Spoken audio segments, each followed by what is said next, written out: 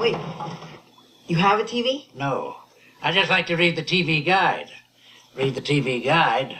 You don't need a TV. Television addict! Television addict! Television addict!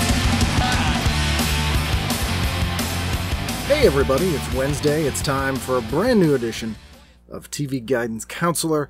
As always, I am Ken Reed. I am your host every week as we go through old television using back issues of TV Guide magazine as the fulcrum of our discussions of the past.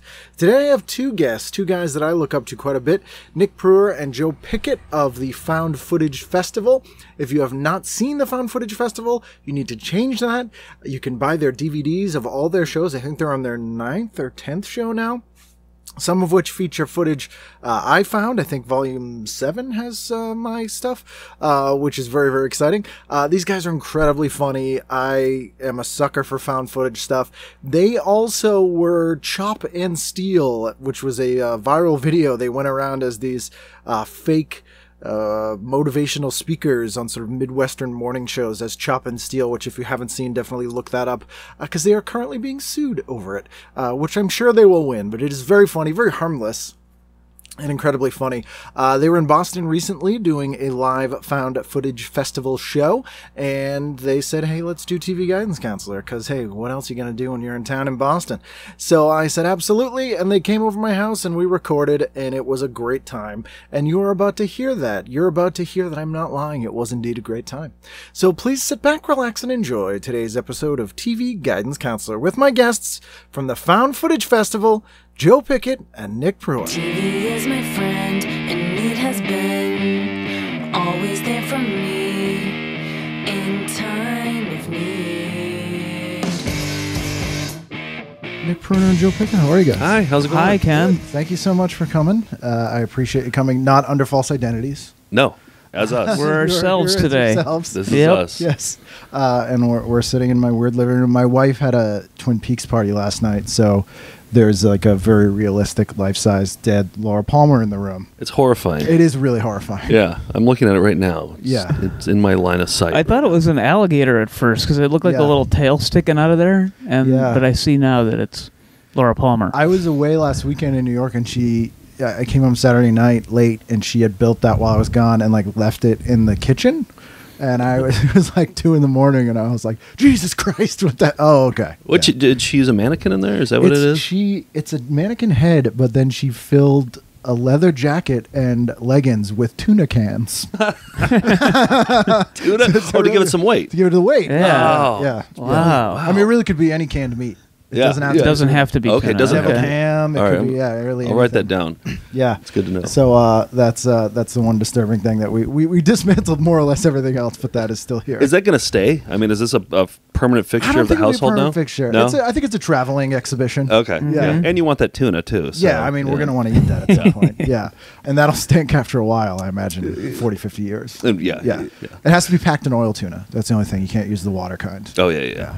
No, I don't think that's going to be a permanent fixture. No. Although, I mean, looking at our house, no one would notice. Well, I think it looks good over there. It does look good over there. It's kind of a dead space, no pun intended. Oh, so, yeah. Yes.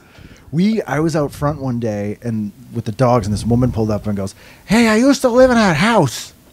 And I was like, "Oh, cool." She's like, "Yeah, I lived there." And like, I didn't know what she wanted. I think she wanted me to invite her in. And I was like, "Oh, my wife would want me to ask you, like, where did you guys put your Christmas tree?" She goes, "What? What?" I was like, "Where'd you put it?" She goes, "Oh, in the living room." And I was like, "Oh, we put the Christmas tree there." And she goes, "No, we never went in there. We had it blocked off. It was too cold." Oh, so that whole weird. front door area was just blocked off? My dad, I was talking to my dad about our childhood home the other day, and he told me that he was there last summer, and he knocked on the door, and he wanted to go in and see the place. I was like, "Are you nuts? So you're just knocking on a stranger's house and say, 'Can I walk through your house right now?'" They weren't home, but he was prepared to do that. That said, I would like to go in my childhood Oh, I would home. too. I just would not want to disturb the current residents of the home. Because Hey, what do do they you get? talk about? What do they What- get out of it? Yeah. So I grabbed an issue from January 20th to February 3rd, 1984, and I grabbed this issue because talking to Nick, he had a good story about Cybil Sheppard, but it was not this issue. It wasn't. It was the Moonlighting issue, so it must have been like 88 or a couple of years later. But I remember it had, you know, David and Maddie from Moonlighting, which I loved as a kid, and I think I had such a crush on Cybil Sheppard, but I wouldn't admit to my parents that I was having. Basically, I wanted to bury my budding sexuality as far as possible. You didn't want to share that with your parents? No. Oh, but my cousin like had a poster of like, you know, a bikini babe in his. Oh yeah. Yeah, and I was like, yeah. Kathy Ireland. Yeah, I was like, how can you do that? You're admitting to your parents that you're like, you know, sexually attracted to that person. I would never do that. Yeah. And so what I did as a ruse, I mean, I genuinely did like Moonlighting, but I pretended to be a big Bruce Willis fan because I thought that would be my big cover.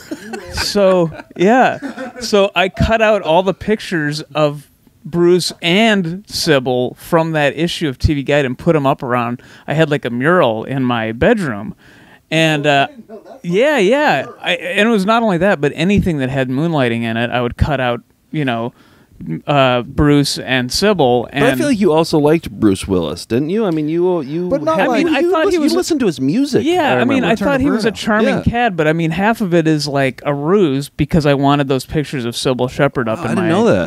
Like you wouldn't like him enough to put up pictures of Bruce Willis in your house. No. But like this kind of gave me a cover for that. So I had a cut up issue, and anytime Moonlighting would be, and even the black and white pictures of it, teasing the episode, I would cut them out and put them on this poster board I had in my room. But really, I don't think my parents ever. They still don't know that I'm a sexual being, and I think that was a perfect crime. Well, here's why too: is that you do have some like naked paintings of ladies, like ironic, like 1970s paintings of naked ladies, but then whenever they come to visit you, you always take them down, right? Yeah, well, my ex had a lot of those paintings, so yeah, I would stash them away. Yeah, there's a big poster of a naked lady that was not up when my parents were there. And I remember in college, too, because we roomed together, I think you had an Elle Macpherson poster looking up from your bed. Yep. Is that right? Bottom bunk, yeah. Yeah, bottom bunk. So it's like you're sleeping with her every night. Yep. And when your parents came up to visit, you took that down. Oh, yeah, for sure. Yeah. They will never know. They don't listen to podcasts, Ken, so well, no I have offense. some news for you. They're here. No! And, bring them out. They're in the room with Laura Palmer. See, I would always do that for my dad, but it was more because I didn't... My dad has what I dubbed divorced Dad Horny. Oh. Like that, like... Oh, I know those dads. Oh, yeah. Huh? Yeah. Huh? And those dads always had the best pornography too. You'd go, I remember Heath Jepson's dad was a divorced dad, and he had the Hustlers. Oh, he had all the ones that showed it going in, like all. And that he was stuff. probably like, "You boys want to see some magazines?" Yeah. Oh no, he kept them right there on the coffee table. Yeah, divorced dad, horny dads are like usually there's an overlap with satellite dish dads. Oh yeah. Yeah. So, but your dad would try to bro out with you about well, he was convinced that I was gay because I was just like a weird kid that read. Did he say that to you? Oh yeah, yeah. He once sat me down and he goes, "You know, if you're gay, your mother and I will probably still love you."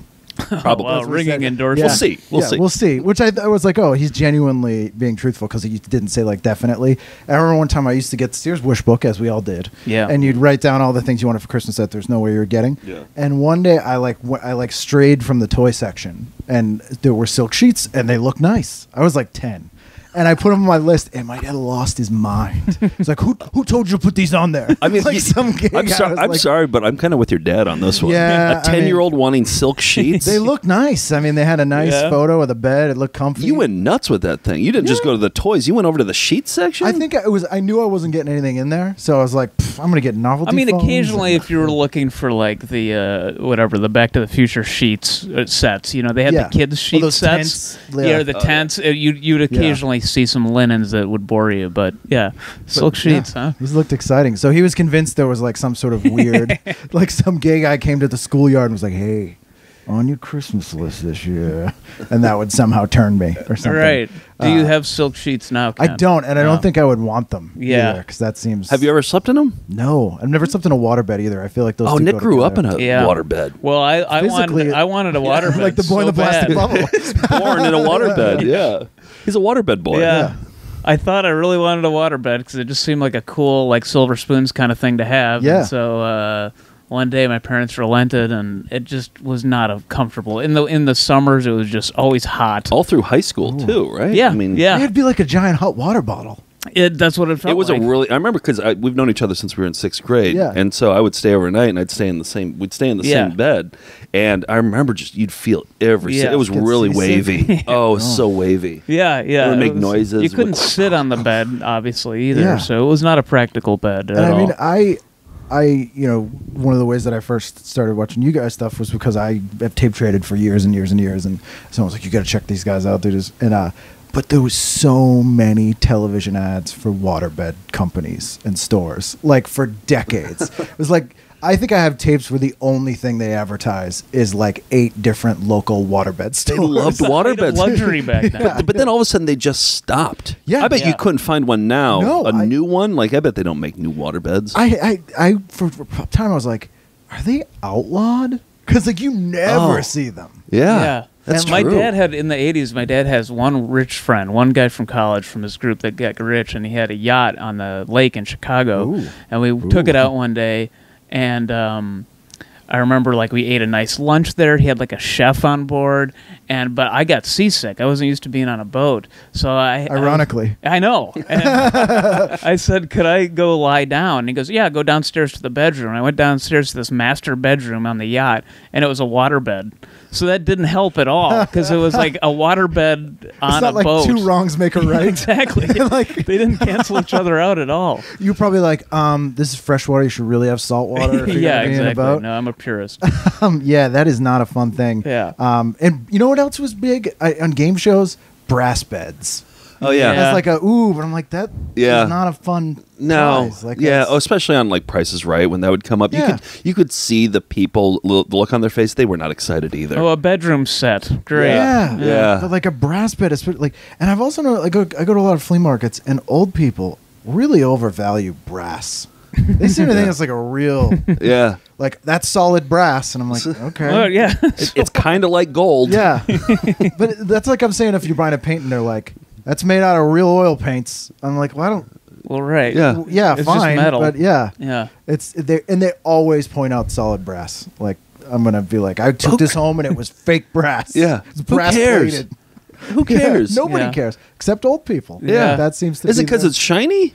I don't know. I don't know if there was ever like.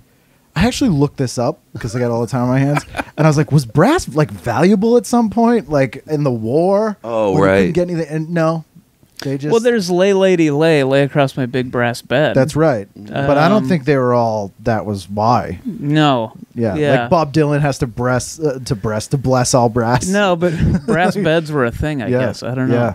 Yeah. So we're here at in 1984. This is the non-Bruce Willis issue of TV Guide with Cybil Sheppard on the cover. Yep. The quote And- is, "You'd better say I'm sexy." That's right. Yeah. She and you've read Curtis Armstrong's book. I have. He has that crazy story where she's like, "Don't say anything nice to me." Yes. And Yeah. he thinks she's kidding, and he says, "You were really great in the show last night." And she just bursts into tears and Yeah. locked herself in her trailer. Yeah. Because she's a nut person. She's a crazy. It person. sounded yeah. like it. Yeah.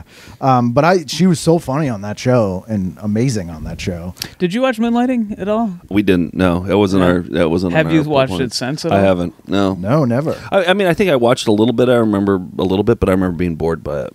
The thing I really liked is, one, they just revealed who did the murder right away. Yeah, It was they never a didn't care mystery. who did the murder. And then they had overlapping dialogue, which I'd never seen on TV before, where they're just talking at the same time. And then Like you really liked that when you were 8.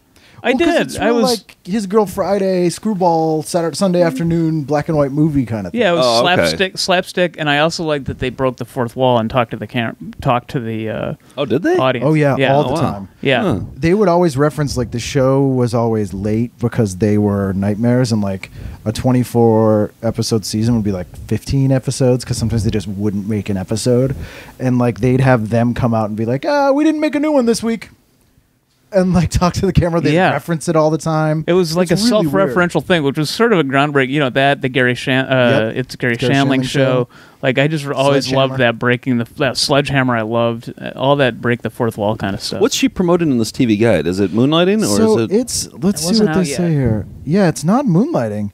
They really don't even Oh, she say. was on an episode of like they're in the back. They show her on like Remington Steele or the Heartbreak Kid. I don't know. Okay, yeah, because she was a failed movie actress in the eyes of television by this point. Which was like, if you were a movie actor and then you went to TV, it was like, oof. Yeah. It's like doing Topless. I just watched Taxi Driver the other day on an airplane. Oh, she's she's so great in that. Yeah. I remember seeing an interview with Albert Brooks talking about Taxi Driver. And when I first saw the interview, I was like, wow, what a dick. Because he was like, well, the character I'm playing, I had to be like normal person funny, like funny guy in your office. And I'm really, really funny. So I had to be less funny than I am.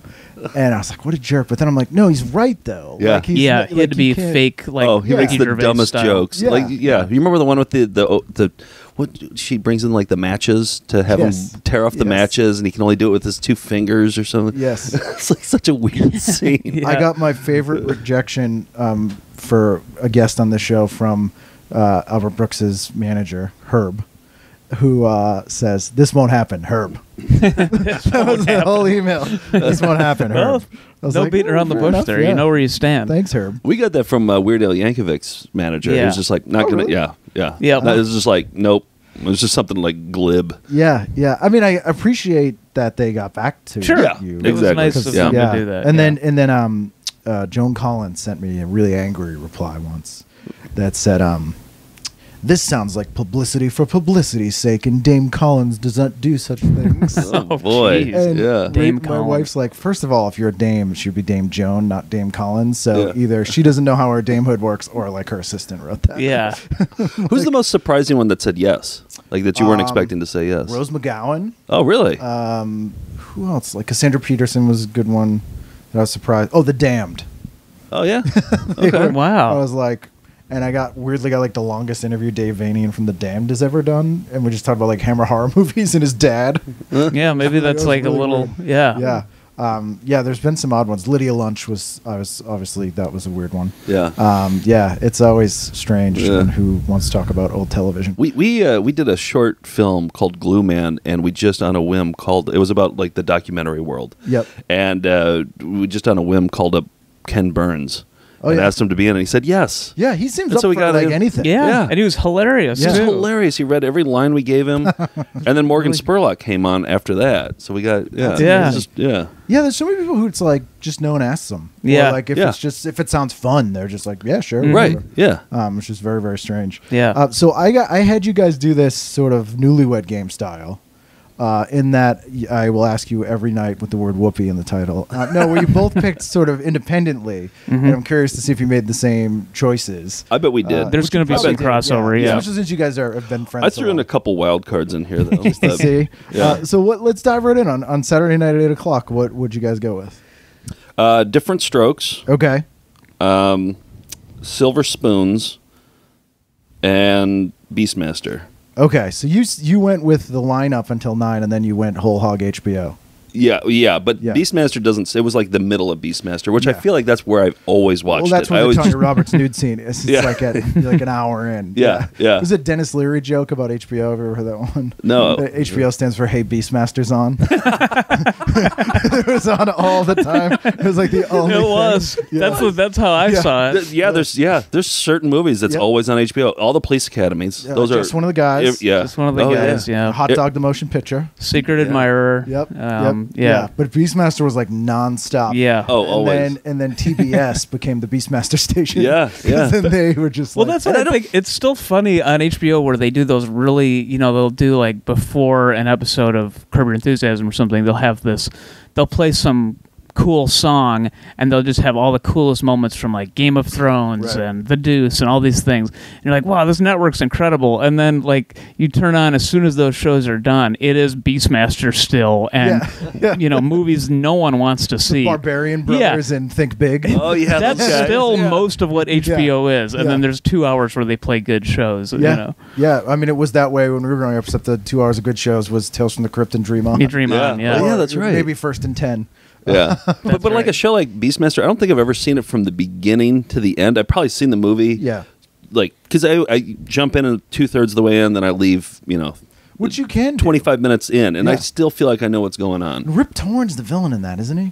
Oh, is he? Yeah, I think he is. Yeah, he's like wearing robes and is like a black magic like evil magician. See, I always get confused with Beastmaster and Clash of the Titans. Yeah. I picture both of them, those movies both combined in my head. They're very similar in a Yeah, lot of ways. and they were also on TBS all the time. Yeah, like Beastmaster 2, Through the Portal of Time, was made for TBS because the show was so popular. The movie was so popular on TBS. Oh, so they so they funded made it, the sequel. Wow. Starring Curry Wurr. I have seen that one, actually, yeah. Did Beastmaster, did it do well in the theaters? No, Do you remember?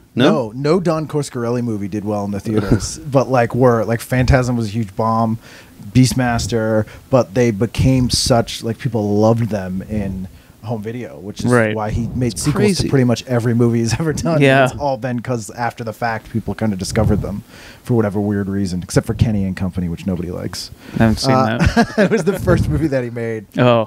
And it's like a sweet, like, children's comedy. Oh, okay. But there's like a Halloween scene in it, and that's where he got the idea to do Phantasm. Oh. It's really weird.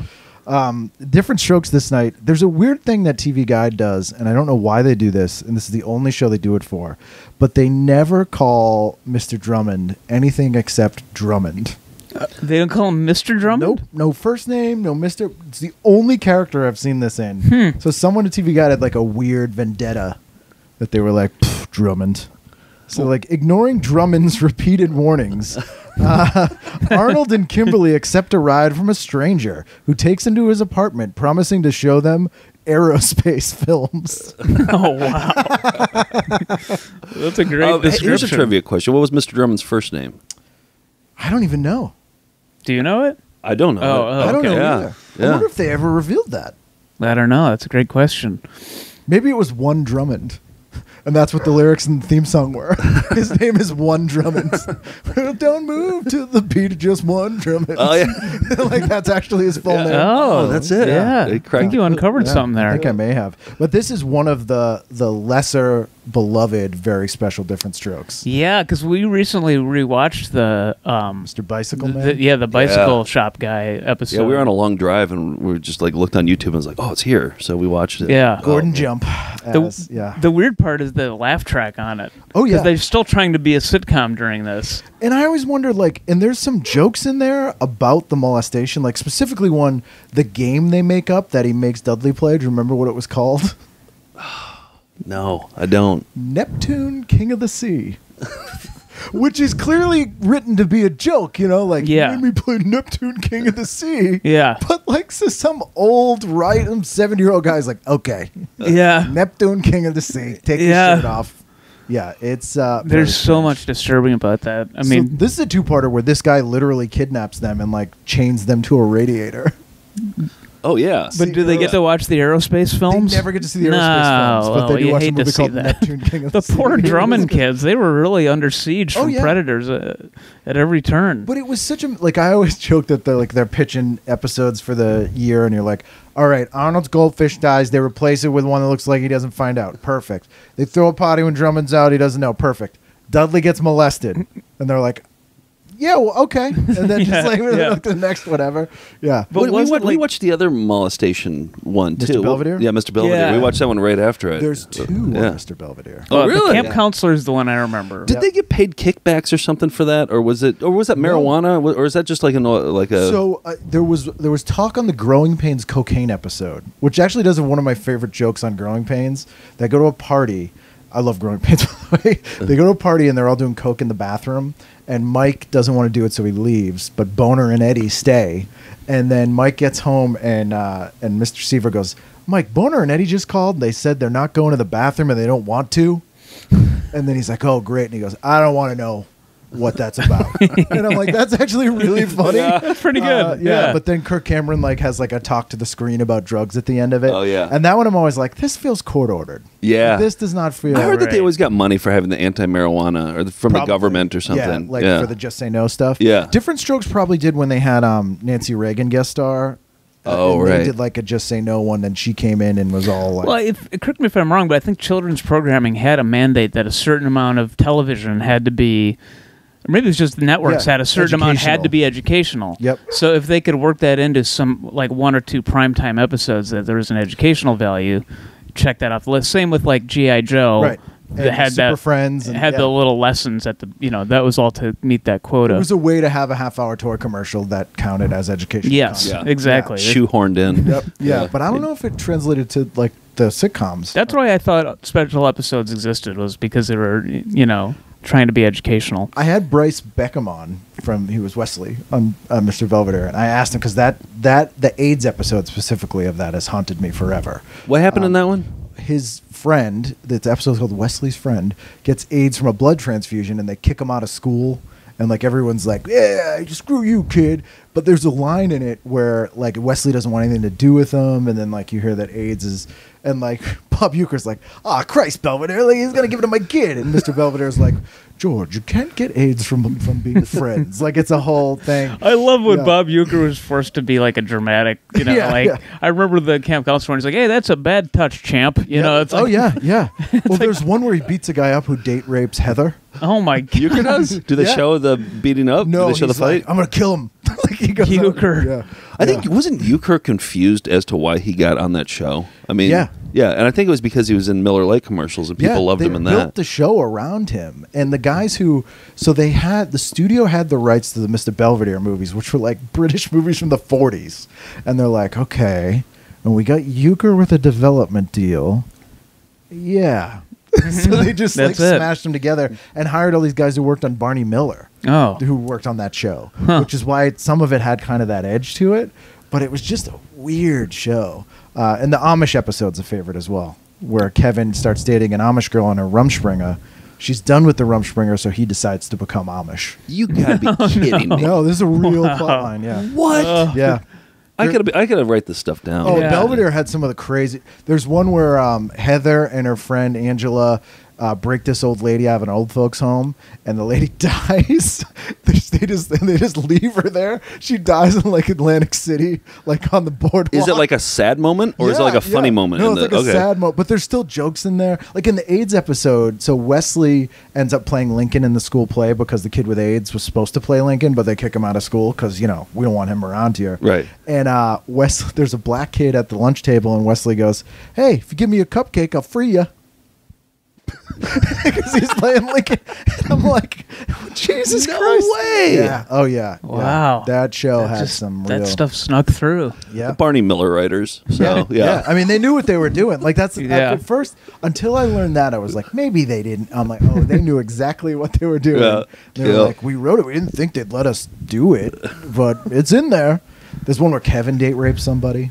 Oh What? my god. Yeah. Wow. Is Yep. Kevin the kid? Older brother. The older brother? Yeah. He date raped somebody? Yeah. Does he go to jail or something? No, but like they have to have a whole talk with him about how that's not right. Do they turn the camera at the end? No, To talk to the surprisingly audience? no. But Really? he's like kind of drunk. He's like, "Hey, she wanted it, man." Like it's this whole. It's ridiculous. I don't remember how my kid brain processed the special episodes because I don't even remember them. I just remember that this was like funny sitcoms. I always So- felt like I was gonna get in trouble.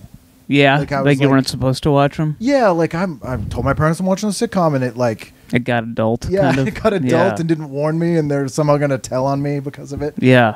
But yeah, it never happened. Well, I picked Diff'rent Strokes and Silver Spoons too. I Okay, love so you Silver guys are both- I do Spoons. too. Yeah. We were a sitcom family, so I would have watched that. Yeah, you were saying there was nothing but sitcoms.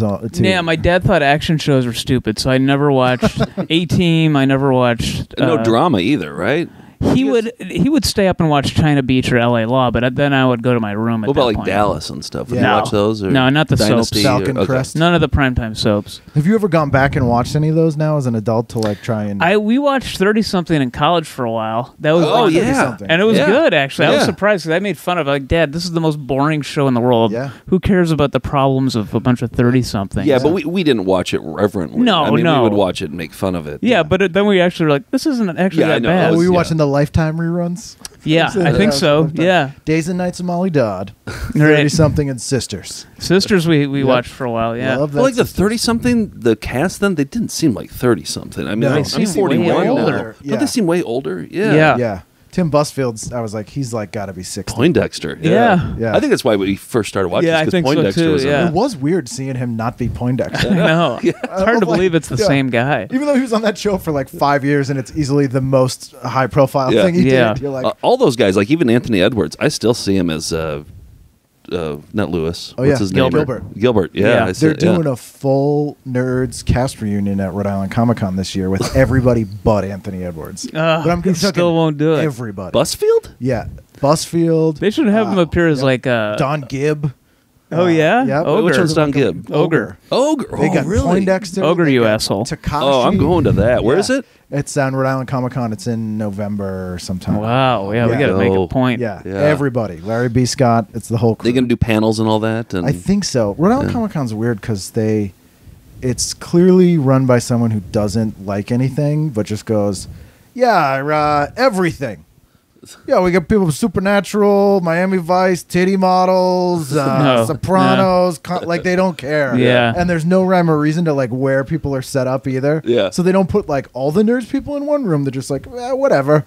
And yeah, it's. I got in an argument with Christy Swanson there one year about Donald Trump. Oh She's a God. big Trump fan. Oh Really? boy. She's one of those people who's like, yeah, I like Trump. What do you think? Fuck you. Oh, like just that kinda tries daring to you. be. Yeah. She's That's a weirdo. great. And Sounds Scott Baio delightful. blocked me on Twitter. But anyway, But yeah, I switched over to Love Boat because I saw they had Ted McGinley at Yes. the 9 o'clock hour. so this is 84. So this is the final season of Love Boat, which I didn't really need to say because you said McGinley was in it. Oh right, that's the death knell for The any death show, knell. But right? speaking of nerds, he's going to be at the thing too. McGinley. Wow. Why do they do these things? Are they hurting for money, or do they like to relive their glory days, I or think what do it's they? a mixture of both. They've been having me do a lot of Q&As and stuff at conventions since I started doing this show. And I've been going to conventions for, I don't know, 30 years. And you have people that's how they make their living now. But there's fewer of those people now. There's a bunch of people who are like, wow, for a weekend I can make a couple grand. Then there are people who are just like, that was fun. And then there are people, if they're doing like a whole cast reunion, like it's an excuse for them to get to go hang out with their friends. So they'll okay. go, which is what it seems like for nerds, because they're all like pretty in touch with each other still, but don't like hang out that often. Yeah. So it seems like they're all like, yeah, cool. But the convention, do they pay them like a flat fee to come there? It depends on who it is. So like some people, they pay a flat fee. Usually a lot of the people, they'll just like fly them out and put them up, and then they make like whatever they make. Right. Yeah. But they like the big name people, they'll pay so that they can get people in the door. But it's such that bubble's got to burst like any minute. Right. There's just too many of them, and the novelty of like meeting some of the people is just not that exciting anymore. Right. I think for a lot of people. Yeah, so Love Boat was always... I would watch Love Boat because I felt like you got good value for money there, in that it's an hour-long show, but you're basically getting like 5 sitcoms. Yeah, it was kind of a movie, but with Yeah. like the little And this one is May-December newlyweds, played by Dean Paul Martin and Lee Merriweather, face strong resentment from the woman's son, played by an actor I've never heard of, and a former kiddie show host, played by Barnard Hughes, tries to cheer a youngster, played by David Faustino, who's lost his father. Wow. Well, It's a mouthful. I think I made the right choice there. I think you made the right We choice. were on a flight to France one time, and they had the entertainment options were not that great, and so they had basically like channels that were playing stuff on a loop. And I think the first time I ever saw a Love Boat episode was on that Air France flight. Oh, wow. Yeah, that's right. We were doing a show in Paris, so we flew over there, and it was a Rosie Greer episode. And we watched it twice. I think we watched We watch on the way there, and we watch on the way back. Well, Yeah. it's such an anomaly. It's such like a weird time capsule because like Doc and Gavin McLeod are always like super horny, Yeah. which is weird to see like some old dudes in charge on a show being like, "Ooh boy," and then like they'd have a dramatic episode in the same episode as like bumbling diamond thieves, and then a woman's terminal cancer trip. In the same So episode. it wasn't just a comedy then. No. My mom watched it, but I didn't There were watch it. love stories. A lot of them were, right? Yeah. Yeah. Like, There's one episode that I always remember. It was this blind couple, and they were married, and one of them had surgery, so he's not blind anymore, but he didn't know how to tell her. And so they're on this cruise, and he's pretending to be blind still.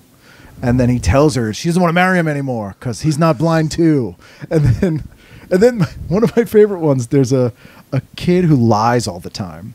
And he lies and says this woman tried to commit suicide on the boat, and she didn't.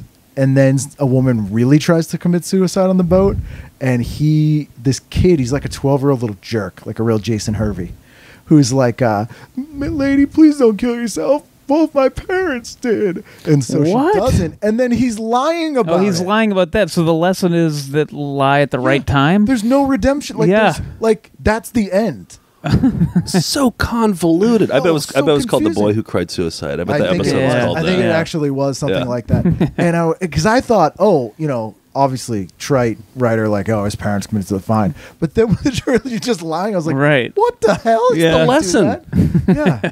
All right, lady. Well, they just had to crank out so many of these. I feel Yeah. like it was just such It was a quantity over Yeah. quality. I mean, one of my dream eras to work would just to be a TV writer in the 80s. I just feel like you could just do whatever the hell you want. Oh yeah. They just didn't care. No. Yeah. Yeah. It's like you pitch whatever, and they're like, can you write it by tomorrow? Fine. Zero respect for the audience. Yeah. Well, Punky Brewster had an episode written by a 8-year-old. Do you remember that? No. The Cherry in the Fridge episode they had a contest where kids could write episodes and mail them in, and a kid named Jeremy Reems, age 8, because they had George Gaines come up and be like, tonight's episode was written by Jeremy Reems, age 8, and it was the one where Cherry gets caught in the fridge and they have to do CPR, and I've been looking for that kid. I cannot find him. The one who wrote the I episode? so Just to wanna find out if he actually Yeah, I wrote want to it. know Yeah. what the hell happened. Like, I bet he didn't. I'm sure he didn't. And Yeah. He pops up at the beginning and he's with It was like probably Jerry Stahl or somebody like that. It's just so weird. You tried looking him up. I've tried looking him up. Yeah. I can't find him, and I'm like, he's got to be real. Like maybe he's an actor playing this guy. I don't know what the deal was, but it Wow. fascinated me as a kid. Yeah. Did you try writing an episode or something? I think I did write in ideas. I entered every contest and every Oh, single, yeah. and I wanted to do a super toy run. So Oh bad. yeah, that's what I was just gonna say. Did you ever Yeah. get to do one or No, I did dry runs though. Like my parents would just dump me at the toy store and they would go play Keno, and so I would like time myself, like fill a cart, and then just leave it there. My dad won a shopping spree at an Ace Hardware, Really? maybe 15 years ago, and they let him come into practice too. Really? So Yeah. it was like a fill a cart. It was like a full on like grab a Wow. cart, drop off the cart, grab another cart, run out. What was the best thing you got? An enormous grill, like a Nice. huge grill. I just want to do supermarket sweep or something. Yeah, I think that's what he went for. I think he Yeah. did the supermarket sweep approach to it to try and get the most High-ticket expensive items. stuff. Yeah, You got the Yeah. roast beef. yeah. And then the diapers. Yeah, oh, yeah. Roast beef and diapers. Jerry's found the diapers. You can only grab 5. How is an indie band not called an album roast beef and diapers? Yeah. Which sounds so dirty, but it's just like that's the secret. Or that's like the story of Supermarket Sweep. Like Yeah. that's the book title. Right. Beef and diapers, the David Ruprecht story. Right. I always thought that was the funniest. Guys get like game show host named Ruprecht. Yeah. David Ruprig wore a lot of sweaters. I Yeah. remember that. When you hear the beep. And I also loved the companion show to that, which was Shop Till You Drop, I vaguely remember it. hosted by Mark L. Wahlberg of Antiques Roadshow. Oh, really? Oh, that Yeah. Mark Wahlberg, right? It's Mark L. Wahlberg. Yeah. Was it on the same channel or was it? Yeah, they're both on Lifetime. Okay. And then there was one called Treasure Mall that was hosted by Hal Sparks. That was like Is this like a kid's one version. season? Yeah. Okay. And he is not happy to be hosting it. Hmm. And I have one episode, and Hal Sparks is like kind of a dick to these kids. Like he's like, says here you like doing investigative journalism. You do any investigative journalism lately? To like this 8-year-old kid, and the kid goes, yes, actually, and then goes on this really long answer about some story he wrote about school lunches. And Hal Sparks is so sorry that he asked. Oh, I love Do you remember seeing that, or did you just watch it recently on like a YouTube or something? I watched it recently, so I had it on. I have like 10,000 DVDRs of old TV, and someone sent me an episode. Oh, Nice. nice. And I was like, "This is fantastic. Oh, wow. This is just." I always love like people having to interact with kids who shouldn't interact with kids, not for criminal reasons, but just they don't know how to. Yeah, Right. when And the his kid- whole career is made out of being a snarky Yeah. jerk, This then kid's like, yeah, "Yes, actually." And he's like, "Oh no, I didn't expect that." yeah, So you guys had 50% match on that. Yeah. one. pretty yeah. close. Yeah. We differed on Beastmaster and Love Boat. Yeah. So. Which Yep. is fine. Both are shining examples of love. Sunday night, 8:00. What'd you guys go with? Sundays to me were always movie. Yeah. Like until like Amazing Stories and stuff came out, but Simpsons was that. Yeah, Simpsons, It but, used like- to- it turned into Sunday night turned into a hot night. it did. Yeah, But Fox early on, changed it that. was a lot of movies and like the Disney Sunday night movie, Yep. and so I went. a movie I wouldn't have watched as a kid, but I would watch now. I went with Poltergeist Nice. at 8 o'clock. Nice. And then I finished up at the 9 o'clock hour with Airplane 2, which I would have watched as a kid for sure on a Sunday night. Yeah. Did they have nudity in it? No. No. It was Okay. PG. It didn't even have the jiggle of part 1. Yeah, No. that's what I was wondering. Yeah. Yeah. No. Yeah. And it wasn't by the Zucker brothers either, so I remember it not being as funny, but it's a spaceship, right? Like yeah. It's a space shuttle. but it has most of the cast. Yeah, yep. Yeah, it is a little disappointing, but Yeah. I enjoyed that. Robert Hayes is in it. And Yeah. yeah. I had a Bridges. tough time with Sunday night. I thought I was looking forward to Sunday night because I always Yeah. thought Sunday nights were awesome, and then it was really tough. So, but what I threw down there, this is my wild card that I Yeah? threw here. Pat Robertson was having a live telethon, Nice. and I put that on there because I would live telethons are the best. Did you always used to watch those, like growing Oh up? yeah, Like, yeah. They'd always kind of be on the background, like Yeah. throughout the day. But there were so many screw ups during them too. Oh, yeah. because it's live television. So I miss that like hostage live television, like 3 days. Yeah. Of just people losing their mind. yes, exactly. Especially Jerry Lewis too. Oh, yeah. Like he was, yeah. Bedraggled and Yeah. the tie would loosen and yeah. I can't believe you guys passed up this made-for-TV movie, Well, I didn't see the description. World War III. I saw that. I saw that in there. I didn't Yeah. read. I didn't read what the description President was. McKenna, McKenna, played by Rock Hudson, and Secretary Gorney, played by Brian Teeth, conduct an exercise in brinkmanship. This is David Soul, Kathy Lee Crosby, Oh. Catherine Hellmond. It's all about World War III. Wow. So Wow, kind of a that's heavy disaster stuff. movie, Yeah. but yeah. There was a lot in like '84 because we had V, which was about Nazis, and America, Yeah. which was about the Soviet Union doing a soft coup of the United States. That's true. That time, there was like a lot of Red Scare movies. And, Oh, yeah. Yeah. Red Dawn. Red Dawn. Oh, and, yeah. Yeah. That was all that era. I saw that with my dad, and that opening scene where the people parachute in and kill everybody at the high school. Yeah. I was like really scared about it, and I was like, oh. And my dad goes, "That could happen." I love your It's like, dad. thanks. Dad's for that." great. Yeah, thank you. Have you ever had your dad on I the haven't podcast? yet. We were gonna do a Father's Day one last year. Oh, you and I should. think we're gonna do one this Talk about year. the gay thing. Talk about Oh, the yeah. silk sheets. Yeah. He when he was a kid, he was on the Bozo the Clown show, and he told Really? me about it forever, and I got it. I got the episode. You found that On the, episode? like on the grand prize game or just in the audience? In the audience, but my uncle was Butch for a Day. And so, like, you can see them. And then at the end, and this is the Boston one because they were the different Bozos, they have this robot come out. And my dad is 6 or 7, dances with this robot to a song called Chicken Curry.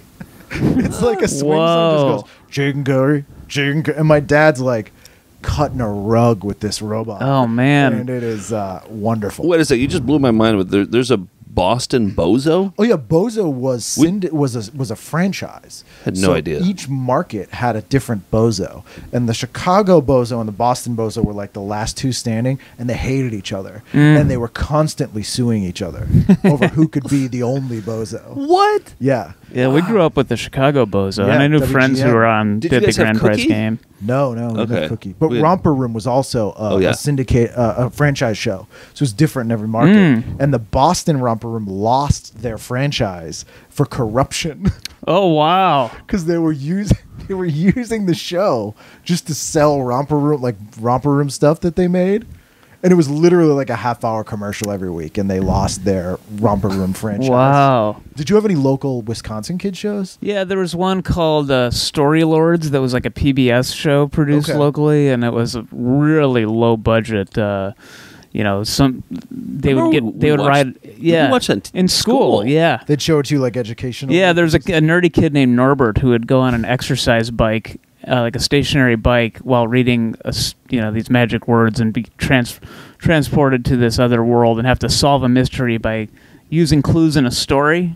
Okay. And it was shot in like Wisconsin somewhere. Really cheesy graphics. Yeah, and that yeah, whole yeah. I feel like I bit, need to see that. Yeah, Have you seen tracked it down? Yeah. I think somebody gave us some tapes. Yeah, of it or we have some something. episodes. Yeah, in our storage locker. We have some in Ooh, there. that sounds pretty exciting. Yeah. Yeah. We had a show called Ready to Go, RTG, that was on every morning. That was like a kids, like Good Morning America, but it was pretty much an excuse to just have New Kids on the Block on every day. Oh. And a friend of mine, this was in elementary school, went, and it was the debut of Marky Mark and the Funky Bunch, and we were 7 or 8. and he comes out in his underwear and pulls her out of the audience. She's 8 years old, and he whispers something to her. This is on YouTube, and I found it recently, and I was like, what the hell did he whisper to you? And she goes, he asked me if I had a man, and then I said no, and he said, don't ever let a man play you. Wow. I'm it's embarrassed. on YouTube, and it's like knowing what he's saying, watching it now, it's so much better. Oh, She's like, yeah. okay, I She's won't. like, sure, all right, yeah. Try not to. Yeah. And I remember there was one where Jordan Knight was going on about his own designs and creations for dances. And Oh, he's wow. going on, it's like, this is an invention of my own design. And he's going on with, it's great. Did you hear their interview on Stern recently? No. They came on. I think it was last summer actually. Yeah. We'll listen to It's them. pretty good. I Yeah. love the behind the music one because Jonathan Knight goes on and on about his quote, wicked bad anxieties. Oh boy. I was having like wicked bad anxieties. Yeah. Oh, it was boy. wonderful. Monday night, what'd you guys go with? That's incredible. Because I loved that show when I was a kid. I still love that show. But I have no idea what it's about. I haven't retained any of it. It was a freak show. Yeah. It was like just a freak show. Because Real People was the sort of rival show, and that was more of like slightly more of a magazine show. Like they would be like, here's a kid who graduated high school when she was 9 years old, and they do like a segment.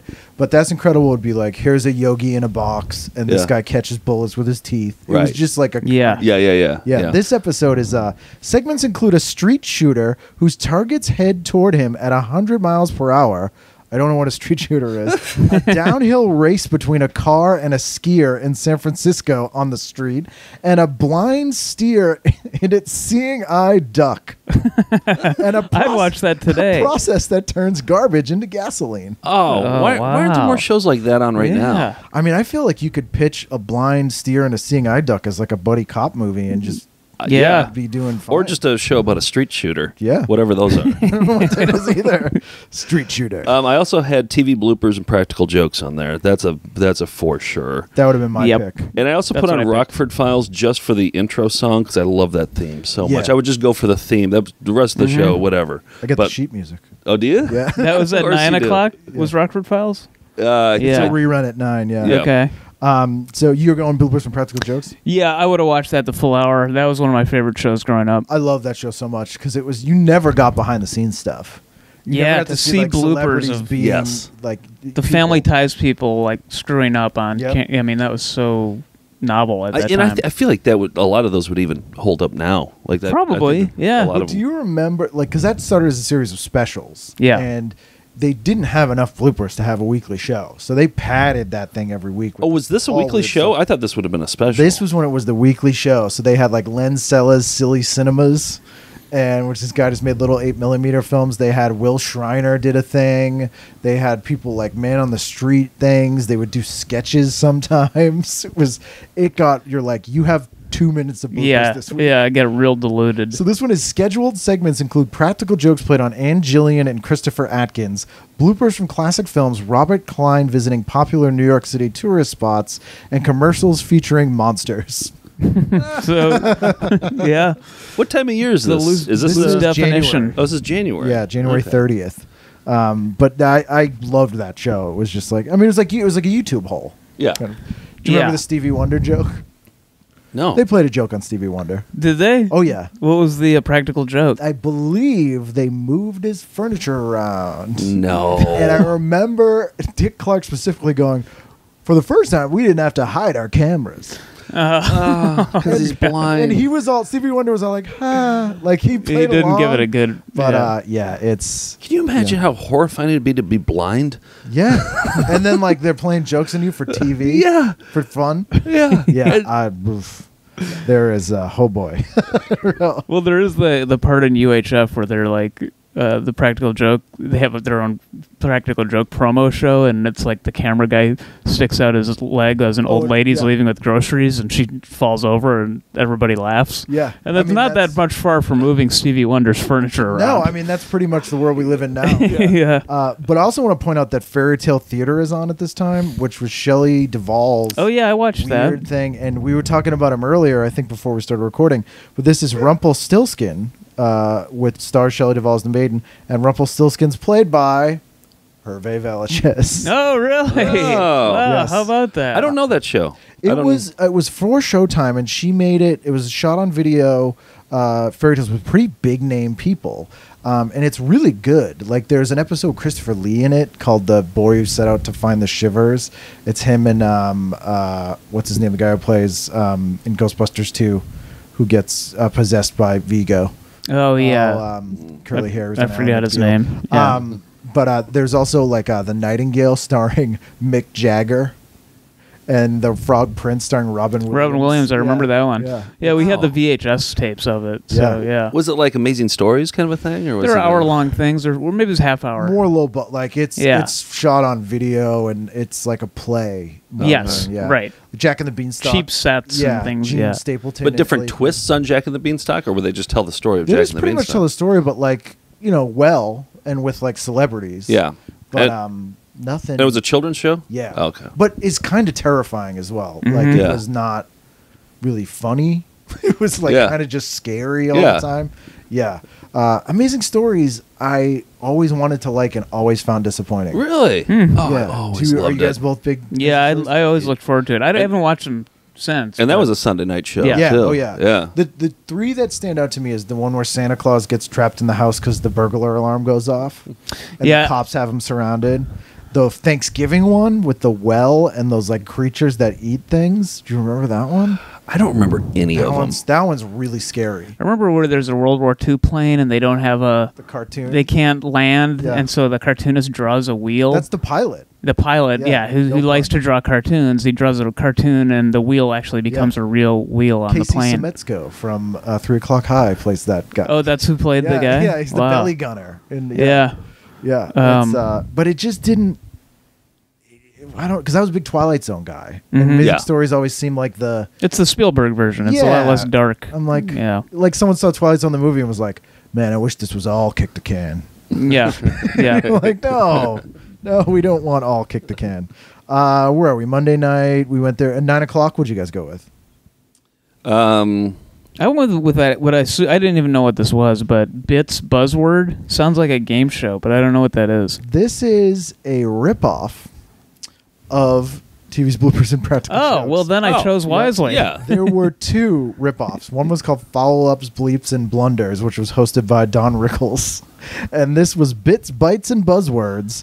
And it was more of like a technology-focused one. And it was a PBS show. And they were trying to do like a humorous PBS show. Yeah, good luck with that. It is not good. No? Not good. Yeah. Well, on Tuesday night though, I did do Fallops, Bleeps, and Blunders. I did as Nice. well. Oh, Yeah, did? yeah, All right, yeah. so they're So that's another. So there were like 3 different Yeah. blooper shows yeah, on they at were the so same time. popular. Yeah. It was, And Yeah. cheap to produce, I imagine. Yeah. And there was also like there was one called it was hosted by Steve Allen, and it was called Life's Most Embarrassing Moments. But it was just like a blooper show. Right. Which is Yeah. another reason why they had trouble getting bloopers every week, because they were now a hot commodity. They're fighting over Yeah. bloopers. The blooper wars of Yeah. the 80s. Well, do you know what bloopers were called before they were called bloopers? Blunders. Hold on. Goofs. Boners. Boners. Oh, boners. Yeah. That's right. And the guy who invented the boner, as they used to say, used to do books of radio bloopers, and they were transcriptions of bloopers that he had heard on live radio. That's So right. there's He a could have ton of made books. up stuff. People think Yeah. he might have. Yeah. But there's tons and tons of books. You can find them. Like, they're always at thrift stores. But it's hilarious. People are like, "You guys want to read some bloopers? Let's read Yeah. some boners." So it was like, I heard this guy say the wrong word once. I wrote it down. And now people are going to buy it and read it. Oh, the it's a internet terrible is great. idea. I know. There's a made-for-TV movie here. Oh, no, this isn't a made-for-TV movie. The Most Beautiful Girl in the World pageant. I did see that on there. Oh, I must have missed that one. This Yeah. was a 1 year only. This was a beauty pageant with a twist. Viewers determine the winner. So this was a vote-in. Oh, call-in. wow. David Hasselhoff and Jane Kennedy are the hosts, and Honolulu, where judges grade 21 international contestants on grace, poise, carriage, personality, and physical beauty. Carriage. When the field is narrowed to 3, viewers in areas showing the program live may phone in their favorite contestant at a cost of 50 cents per call. Entertainment is slated to be provided by Air Supply and Engelbert Humperdinck. Ooh, wow. Together at last. Is it too late to change my Finally, answer here? finally. I'm switching to that. Yeah, I am. yeah. I don't know That's if Monday it was- night. I don't know if it was there to play fronted by Engelbert Humperdinck, but that I mean, I'd go see that. Yeah, for sure. Yeah, and then Newhart 9:30. Like that's I had that on there. Yeah, that was one of my favorites. I still watch that almost every week and love Newhart. Yeah, it holds up. Well. It's so funny. It's pretty timeless, isn't it? It's totally timeless and so funny. And were you Get a Life fans? Yeah. Oh yeah. The final 3 seasons of Newhart is literally the entire writing staff of Get a Life, like David Merkin, and so it's basically Get a Life the last season. It's really bizarre. Like there's an episode where George gets his old high school gang back together, and so these old guys have a gang, and they have like gang jackets, and they rumble with this other old guy gang. It sounds like a Get a Life. It got episode. wacky. Get a Life, yeah. And like Michael and Stephanie's daughter, who's a baby, gets left the television station, so this baby's in charge of the television. Like it's crazy. It is completely crazy. Yeah. But it's really funny and weird. Oh, I'm gonna have to watch some. It's it What did holds you say? up. The last 3 seasons? Yeah, the last. Okay. Well, the third to last gets a little weird, and then the last 2 are just like out and out bonkers. Yeah. Which is why that famous reveal of like it was all a dream, like actually makes It kind of way made more sense. Yeah, he's Yeah, still it in does. bed with Charlie Kaufman, wasn't he on? Was Charlie Kaufman? Charlie on? Kaufman was on Get a Life, so he wasn't in Newhart, but like Mary Gross, and, Golden Girls, right? Yes, Golden Girls, Yeah. and so like half the Get a Life writers went Yeah. right from Newhart to Get a Life, and it's you can really tell. Yeah. Definitely you can tell, and it's such a weird show. And this one is Dick's guest stint on a book and author show leads him to bigger but not necessarily better things as the program's new host. This one's hilarious. He tries to do like a late night talk show, but like a Johnny Carson type talk show, and it's really terrible and funny. And And is this weird. part of the season with all those writers? Or? No, this is earlier. Oh, this is earlier? This is Okay. 84, Yeah. so this is like season 3. Okay. Yeah, that show has Jonathan Katz has told me his favorite joke of a sitcom of all time is in a Newhart episode, and it's Melanie Chardoff plays this therapist for Michael and Stephanie, and she goes, Michael, I'm afraid I can't see you anymore. And he goes, why? And she goes, because of my feelings for you. And he goes, oh, yeah, I knew it. You hate me. And she goes, no, it's very much the opposite. And he goes, I hate you. And she's like, no. It's just such like a perfect. That sitcom sounds like joke. a Jonathan Katz like Yeah. joke. Oh, too. it's a Yeah. perfect therapist. Yeah, It's very funny. Where are we? Tuesday at 8.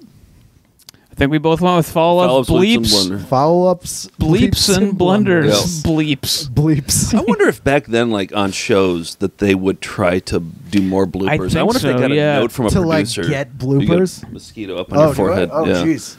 Yeah. All right, All it's right. gone. He's gone. You're okay. Yeah. We are recording in a tent, everybody. Yeah. Right. Yeah. But What did you do for 8:30? Huh? Oh, sorry, you were talking Well, about blunders. I wonder if they got a note from producers saying you guys got to screw up more often. They had to, because Yeah. some of them definitely don't seem natural Yeah. sometimes. yeah. But I love news bloopers. Like that's It's my favorite thing in the ever. world. Yeah. Actually, one of the funniest ones I've ever seen, I think, was like an extra on one of your DVDs with the guy talking about the guy being dead and he's 72 degrees. Yeah. Oh yeah. Yeah. Yeah. He says it again. It's from Yeah. Athens, Georgia. Yeah. I love it. I Yeah. love it. And those news be funny. I like every month on YouTube. Yeah, and they're always like 17 minutes long, and I watch the entire Oh, thing. And they could over be and over longer. again. They could be longer. I laugh so like I hurt myself laughing. Yeah. at We those. did a show in Fargo, North Dakota last year, and a guy came up to us who had worked in local news for 20 years. He was an editor, and he was a director, and he did tons of stuff. And he hated the job, but he loved the bloopers. He told us this. great. He's like, I was in it for the bloopers. He's like, that's the only reason I stuck around. And he handed us this hard drive with 20 years worth of untouched news That's bloopers. And we're amazing. actually featuring it in our show tonight. Oh, it I- kicks the show off because I- it's so good. That's just amazing. Can't 'cause go wrong. It's people who aren't really funny having to ad lib. Yeah. And it's just nuts. And like every time I go to LA, I swear, I kind of jokingly say this, but it's true. I just want to watch Good Day LA because it's a nightmare mess of craziness. Yeah.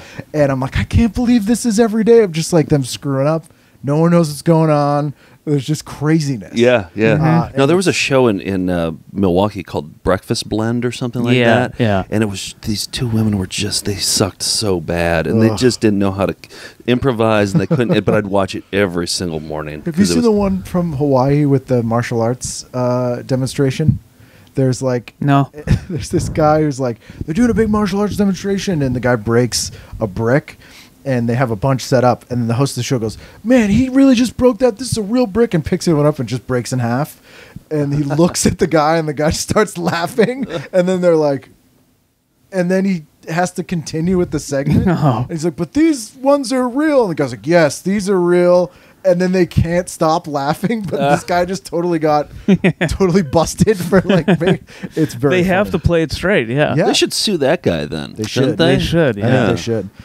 Yes, you guys have much experience with these people. Yeah, we don't need to get into that. Okay. I'm sorry to bring it up, everyone. But on follow-ups, bleeps and blunders that night, they do a thing that TV Guide does that I love, where they say scheduled, because they don't want to commit to anything. Right. So don't get mad at them if this isn't what's on. Okay. Oh, really? So they say scheduled Missy Gold from Benson and Randolph Mantooth, which is one of the best actor names ever, from Mantooth. Emergency.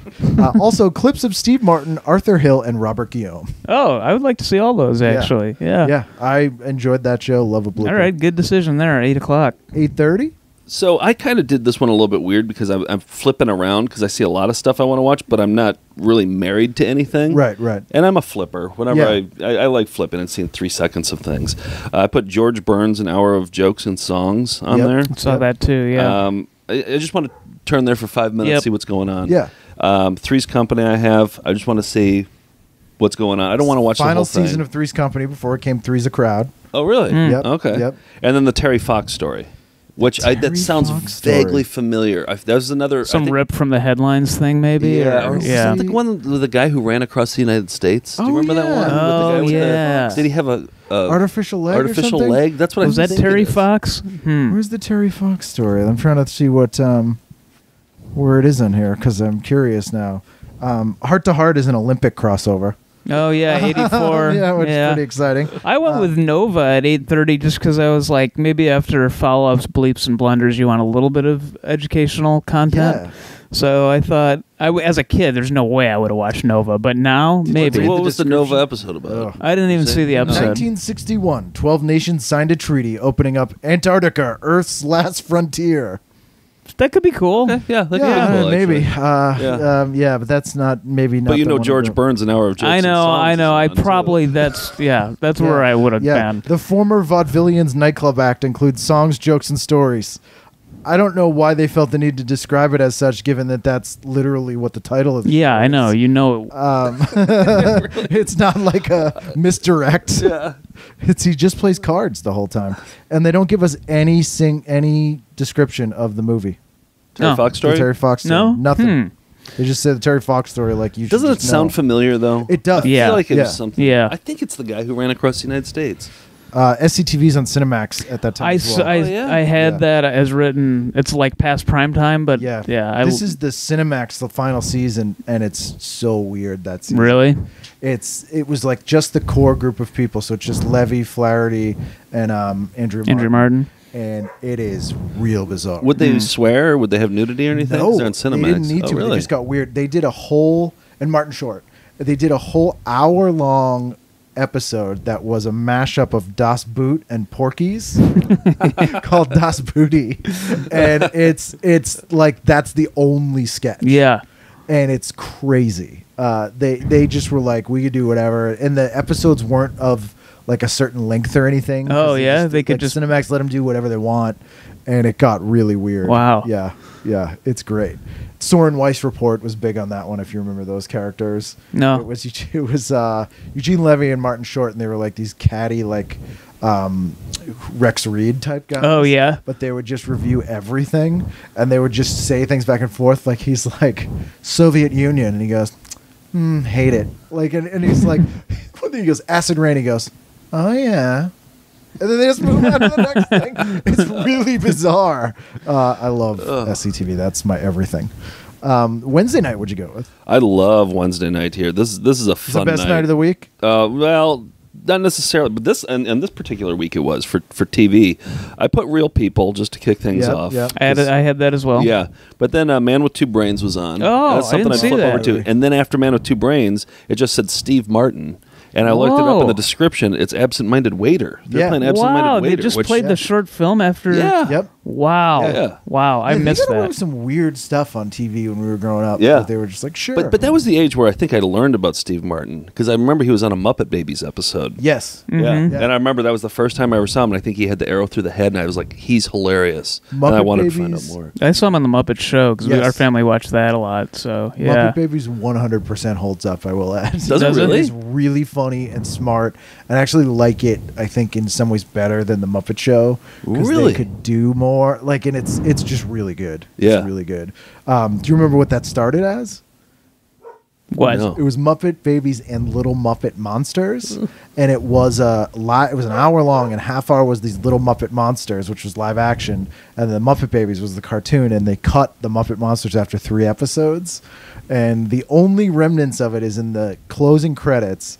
It went like the Muppet Babies theme song that we all know. Yep. Yeah. But in the closing credits version, there's a part where after it goes Muppet Babies, and then it goes Little Muppet Monsters, and it's Oh, like this- really? That's and it's still only in the closing credits. part. Yeah. Oh, but It's they kept very that weird. in. I have kept that no in. I recollection don't of know that why. at all. Yeah. What did Animal say? Did they say Animal Pie or Go Animal bye-bye. Dance? Oh, Oh, Animal Dance. Dance. Animal Yeah. Dance? Yeah. Okay. Dance, I was yeah. going to say Animal Pie. Everything all right in here? Yes. Daddy. Yeah. I love that show. But then Yeah. that started that weird trend of the babification of every cartoon ever. Oh, yeah, yeah, yeah. Flintstone Kids Yep. and yeah. Mr. Potato Head Kids. That was No. one. Yeah, they even had a deal with Burger King to have toys. And there was a Pink Panther and Sons. Oh yeah. That Yeah. was a weird one. Yeah, there was a lot of just children. Babies of everything. Yeah. Yeah, I don't know why that was. And a pup named Scooby Doo. Oh right. That's yeah. Right. Yeah. Yeah. It got weird. So this episode of Real People segments include a revolution of, what does that say? A reunion of Batan Death March survivors in Montgomery, Alabama. Oh, kids, come in.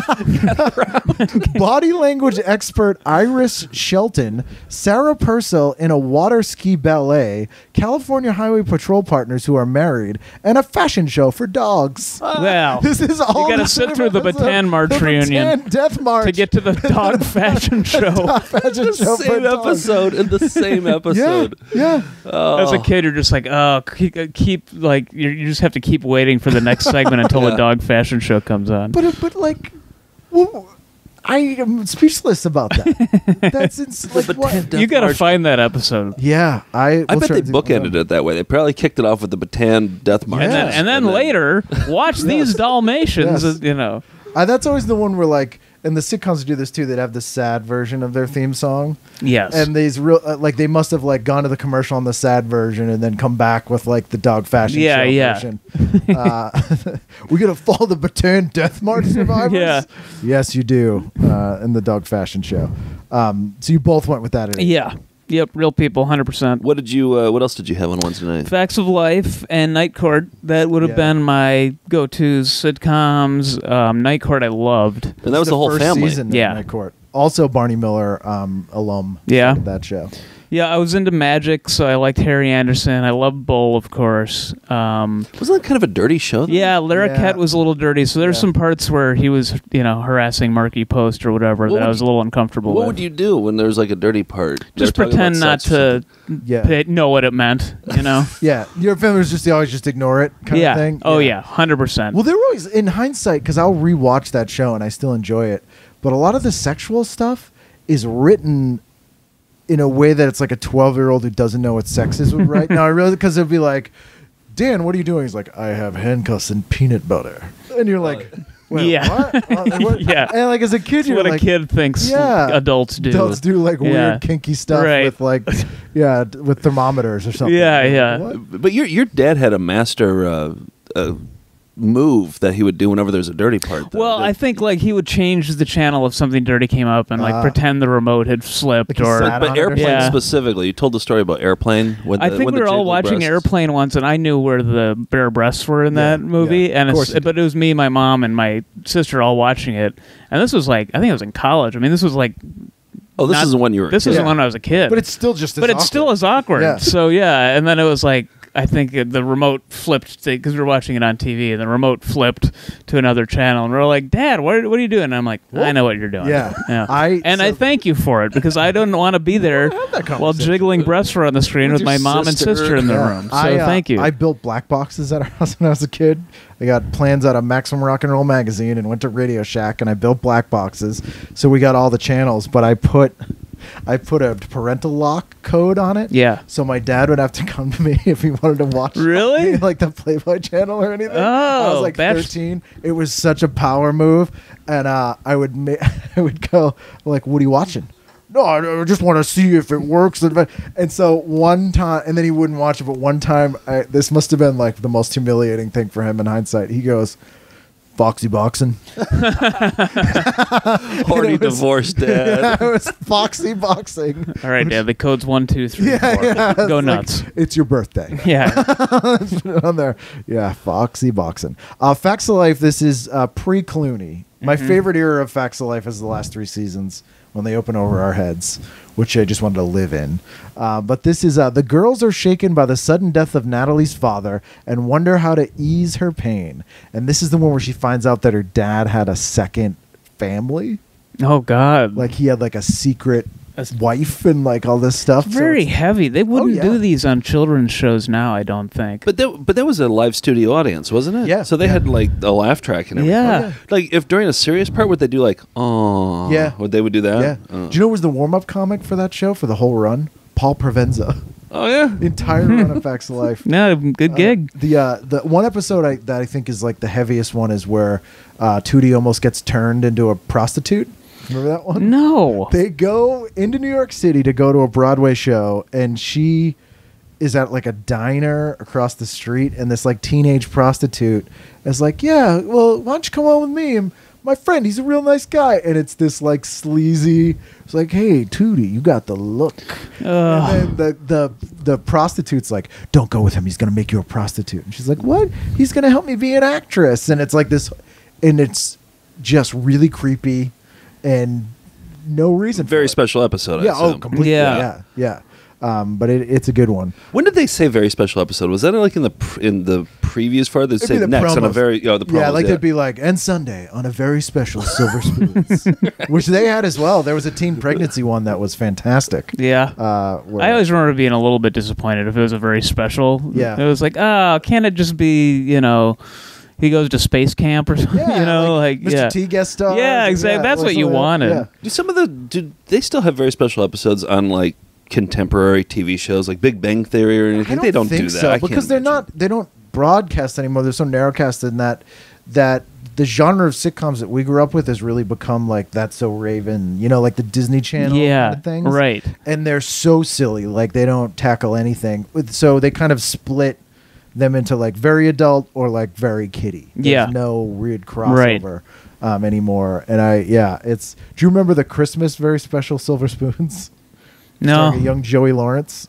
No. So the Stratton's very rich, obviously. Sorry if I'm going on and on here. No, I know. I love the it. Strattons. So Joey Lawrence, young scamp Joey Lawrence, in his bowl cut comes into he's selling something for charity as the pretense, but he actually breaks in and steals all their presents, which happens frequently.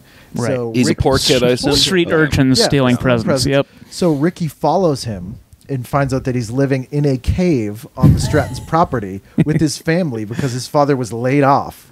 Now, Mr. Stratton owns a company, and they're very rich. Okay. So instead of giving him a job, when they go out, Ricky sneaks in and decorates their cave Oh, wow. with like a tree and stuff. I have some questions about the cave. Yeah. Did you ever see how did they do that production wise? Did you Bad. see the exterior of it? No, it's Okay. real Land of the Lost looking like styrofoam cave. It's very much like, did you remember the 2-part Perils of Punky Brewster cave episode? No. They No, I get didn't. stuck in a cave with an evil Indian spirit who tries to kill them all. Did an 8-year-old write that one too? I think that might have been an old man who wrote that one. But that one's the one that completely traumatized the generation of people because there's decapitated Cherry and Margot turns into a skeleton.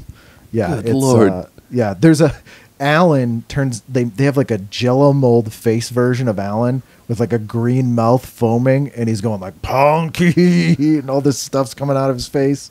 And Insane. They don't warn you at all. Yeah. It's just madness. I used to do a thing I used to do a live show, and I did a segment called TV Casualty, and the premise was like something that you saw as a kid that was not a horror thing. It was not intended to terrify you, but it's just like scarred you. And that one always came up.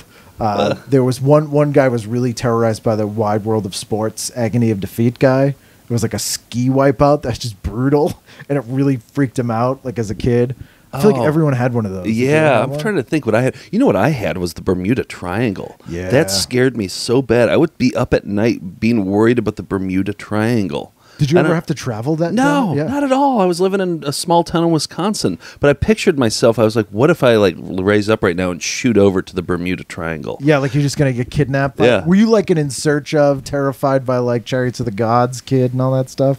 Like The Man Who Saw Tomorrow and all those kind of things. No, I don't know. I don't know what it was, but I just the Bermuda Triangle just freaked me out, and that was probably around this era, '84. Yeah. They loved the Bermuda Triangle. It back was then. huge. Did it just go away? Because I never hear about it anymore. No, it's like yeah. acid rain. Yeah, It's just gone.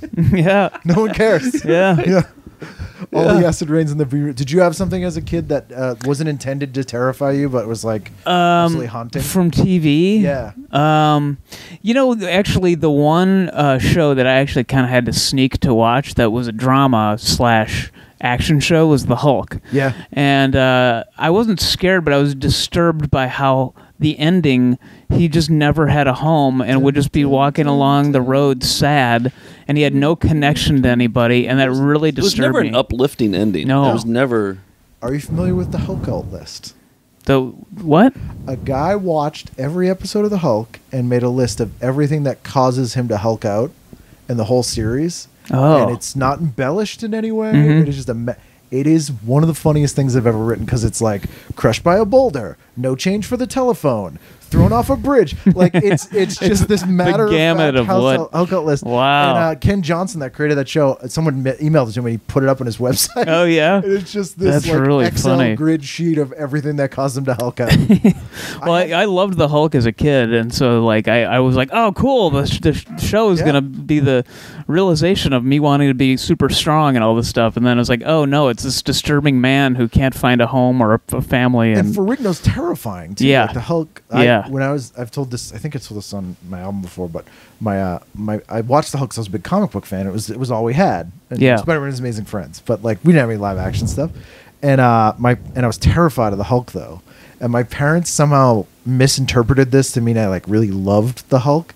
So for my second birthday, they got one of my uncle's buddies who was a bodybuilder to paint himself green and like crash my birthday party.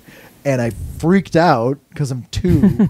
And it, like, you're surprising me with a monster. Yeah, that's what it I went is. into the bed and they were like, so ungrateful. oh god, They just didn't get that. That was absolutely traumatic and terrifying. I went as the Hulk one year. I was just a skinny little kid, and I have pictures of it. Cleaned Just yourself it was probably just toxic paint. Oh, yeah, you know, it was I just- bet.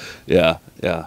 And- Ripped pants. And, Yeah, but then I'm walking around in October 31st in Wisconsin with just tiny shorts on. Yeah. oh, I just had the plastic mask Hulk Oh, the costume Ben and Cooper the costume. Oh Ben no, Cooper. I wasn't yeah. going to do that. I wanted Yeah. to go green Right. in the skin. Yeah, Right. I never got a Ben Cooper costume, but I always wanted, like, even though they're the worst, there's a garbage bag and a mask. Yeah. Oh, yeah. And the mask would cut your Yeah. lip when Yeah. it, But they yeah. had the coolest licenses, like, it could be Oh, yeah. whatever it was. Yep. So that's all Wednesday night.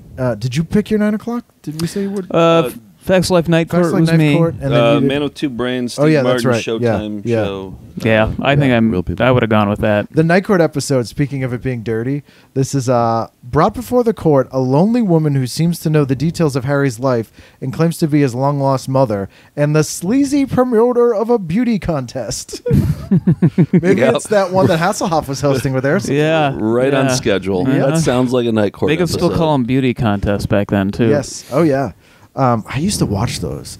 Like My mom would anytime always they were on, watch I'd them. I Yeah. don't know why. Like, Pretty Girls. And, guess, I yeah. don't know. Yeah, it just felt like an event, though. Didn't Yeah, it? it was exciting. Yeah, it was like a the special. Super Bowl or something. Yeah. it was Yeah. live usually. and Everybody, it was water cooler. Yeah, you get Yeah. John Davidson's going to sing some tunes. Mhm. Yeah. You never know Wait, was what's he the gonna- Hollywood Squares guy? John Davidson? Yes, yeah. He sang? Mhm. Oh, yeah. Oh, I didn't know he sang. Yeah, it was like he was one of those guys that was a lot like what's the Bert Convy, where you're like, I don't know why anyone has them on anything, but apparently they sing and are in Love Boat and host a game show. Yeah, yeah. Just in like everything for Yeah. no apparent reason. Well, Alan Thicke was sort of like that Oh, yeah, he too. was a Actor, singer, game too. show host, Yeah. and singer. Yeah. Did you remember when Thick of the Night started, how they advertised that? No. SCTV actually parodied this in the Cinemax season by having Sammy Maudlin do a Thick of the Night kind of show.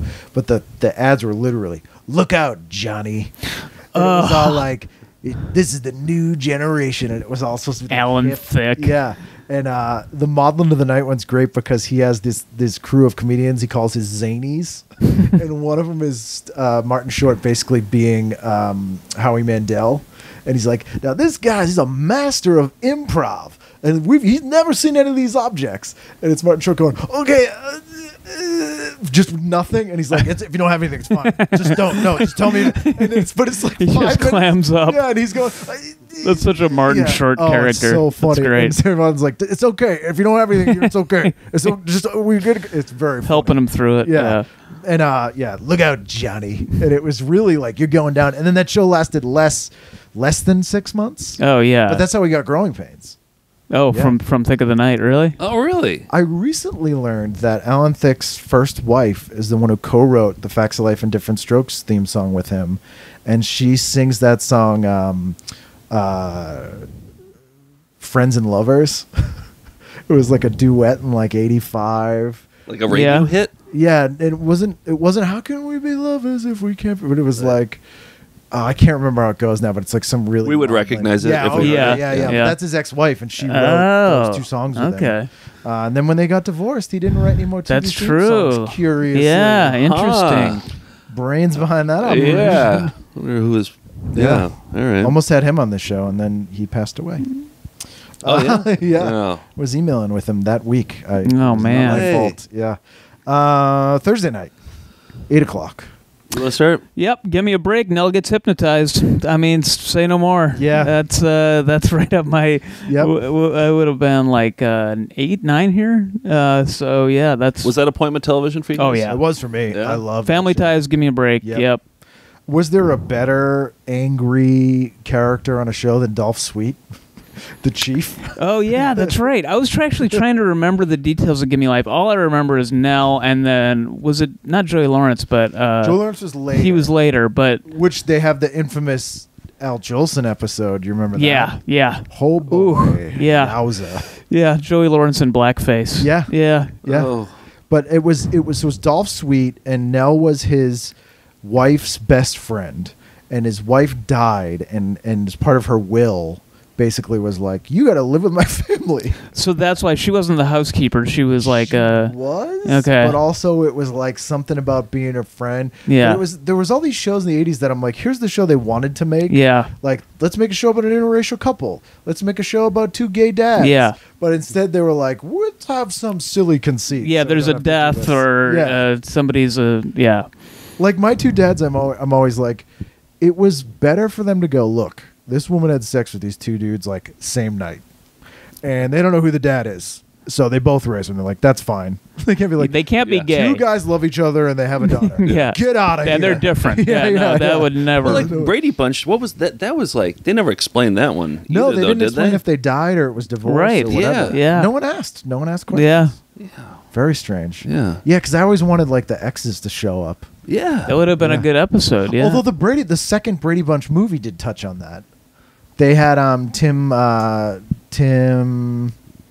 from Animal House, Tim Matheson. Mazursky? Oh, Tim yeah. Matheson pretend to be her long lost husband, and then he was trying to kill her to like get their money or something. This is a like, very Brady impersonating. sequel, like the recent ones? Yeah, which is actually really funny. I good remember them movie. Yeah. being funny, actually. Yeah. I was They were expecting great. the worst, and they turned out to be pretty They were good. Great. Yeah. What? Now you weren't all sitcom watcher, so what did you have for the 8 o'clock hour? I had trouble with 8 o'clock. I put Magnum P.I. just because Okay. I think my parents watched that one, and I would just kind of sit in sometimes. Carol Burnett is guest starring on this episode of Magnum P.I. Okay. Mm-hmm. She plays a woman who suspects her recently paroled father, a counterfeiter, is back in business. Okay. Yeah, All right. I would've- All right. Sounds Seems like right. some of my parents would watch. Yeah. Family Ties, of course, I had that. Yeah, we that both was, had that. The whole I family love was that there show. for that one. Then I did Cheers. Got to do Cheers. Yep, I did too. would do that one NBC now. lineup. Huh? You went the whole NBC lineup. I did too. I even went Buffalo Bill because I remember we watched that show for a while. What was that that? show. I have no idea what It that was is. Dabney Coleman, and it was a news set in the news, wasn't it? Yeah, he was the news anchor, and he was like a real asshole. Yeah. And it was one of the first shows I remember where the lead character was unlikable. And Yes, a dickhead. he was a jerk. Yeah, it wasn't like he's misunderstood. It was like, no, he's an asshole. Yeah. Like, Oh, and Gene really? Davis was in it. Oh, really? Yeah. Okay. She was like his foil. Yeah. And people hated it. Because it was Unpleasant. yeah, it was way ahead of its yeah. time. Yeah, but Archie Bunker, I guess he was a unlikable. But I think with Archie Bunker, there was a lot of people who watched it wrong in that they thought it was like a pro Archie Bunker show. Oh. He says the stuff we're all thinking. Right. Yeah. And Buffalo Bill you couldn't watch it that way. Like Yeah. it was presented in a way where you were just like, yeah, he's the worst person. Right. And it was a great show. The whole you can get the whole show on DVD for like $4 now, and Mhm. it's like worth watching. It's Oh, yeah? I should revisit it. Yeah. Is it a funny show or it's is it funny. a, Yeah, oh, it's a sitcom. Okay. But it's really smart and kind of dark. Yeah. And stands out. Yeah. I just watched 9 to 5 recently. I didn't realize how funny Dabney Coleman Oh, actually he's is. great. Yeah. He's funny in He was in the everything. Muppet movie, Yeah. one of the Muppet movies. Jack Flack and Cloak and Dagger. Yeah. Yeah, he was great. Oh, he's funny. He was. It seems like Old Times that he's in. No, it's Modern Problems. Speaking of Nell Carter, where she's the voodoo housekeeper and Chevy Chase is psychic because he gets toxic waste dumped on him. And I Dabney watched. I Coleman's remember the renting villain. that one day. Yeah. that one is. That's a weird one. Yeah. I missed that one somehow. He goes to a ballet and makes their crotches explode. That was what I You're just remember making it up now, aren't Yeah. you? Yeah. Yeah. Yeah. This is my Chevy Chase fan fiction, right? But Dabney Coleman's like the villain in it. It's really good. I also had Cannon on there. Just 'cause Cannon, the- William Conrad. Yeah. Yeah, I never liked Cannon. No, I didn't either. I needed to put something, and I don't know. That's something. If we were in a hotel on like a Saturday Exactly. and Cannon came on, we'd probably watch it just to like Yeah. see Yes. what it was all Just about. like, or on a flight to France Yeah. or something. I He was- seems like a weird, like lead, doesn't Yeah. he? He was a fat, Oh, yeah. bald guy. And he would show up in comedy. Like, you know what he would always be on is the Donnie and Marie variety shows? Mm. Doing like sketches and silent comedians. And he'd sing and all this Was stuff. he a stand-up or something? No, or was he he's just a dramatic actor. It was Huh. really weird. Yeah. And he's the one actor who I feel bad that when they put him in Jake and the Fat Man. Yeah. Right. They were That's like- right, yes. I was like, how did that? Because he was the Fat Man, right? Yeah, they're Yeah. like, he's like, so presumably I'm Jake. Be like, There had to be that I kind of was weird Cannon. conversation there. Yeah. They're like, or they just gave him scripts with a different title. Right. Yeah. Yeah. Cannon 2, okay. Yeah. The Fat Man, the Fat Man. which wasn't a bad show. But yeah, poor guy. Was it a spin-off of Cannon? No, Oh. it was just a new show, but he played a very Cannon-like character Mm-hmm. on it. I do want to mention 10 o'clock 2020's on, which is literally the only show my parents didn't allow me to watch.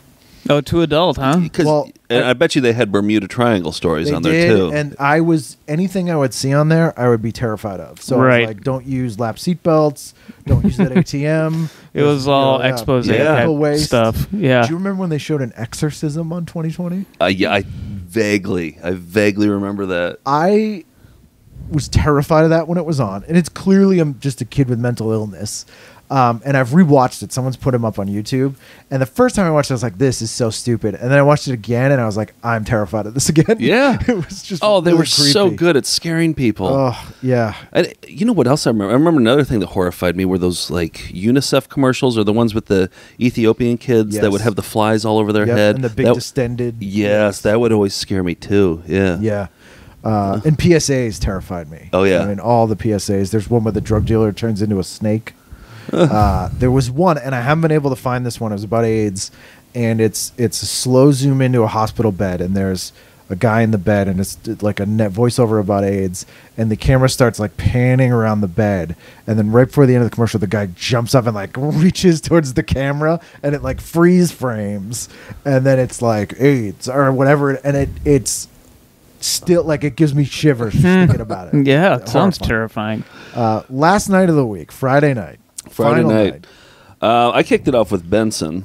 I did too, actually. Yeah. He's a pretty good one to kick it off with. Ken, would you read the description of Friday's Benson? I think we'll all indeed get I a will. kick out of this because I wrote it down. So first of all, I do want to say you guys skipped Legmen, the adventure series. I noticed the title, but I didn't know what Yeah. it was. I don't know what that is. It was either. John Turlersky and Bruce Greenwood, and it's like basically a show with 2 Magnum P.I.s. Okay. All Well, right. isn't that Heart to Heart?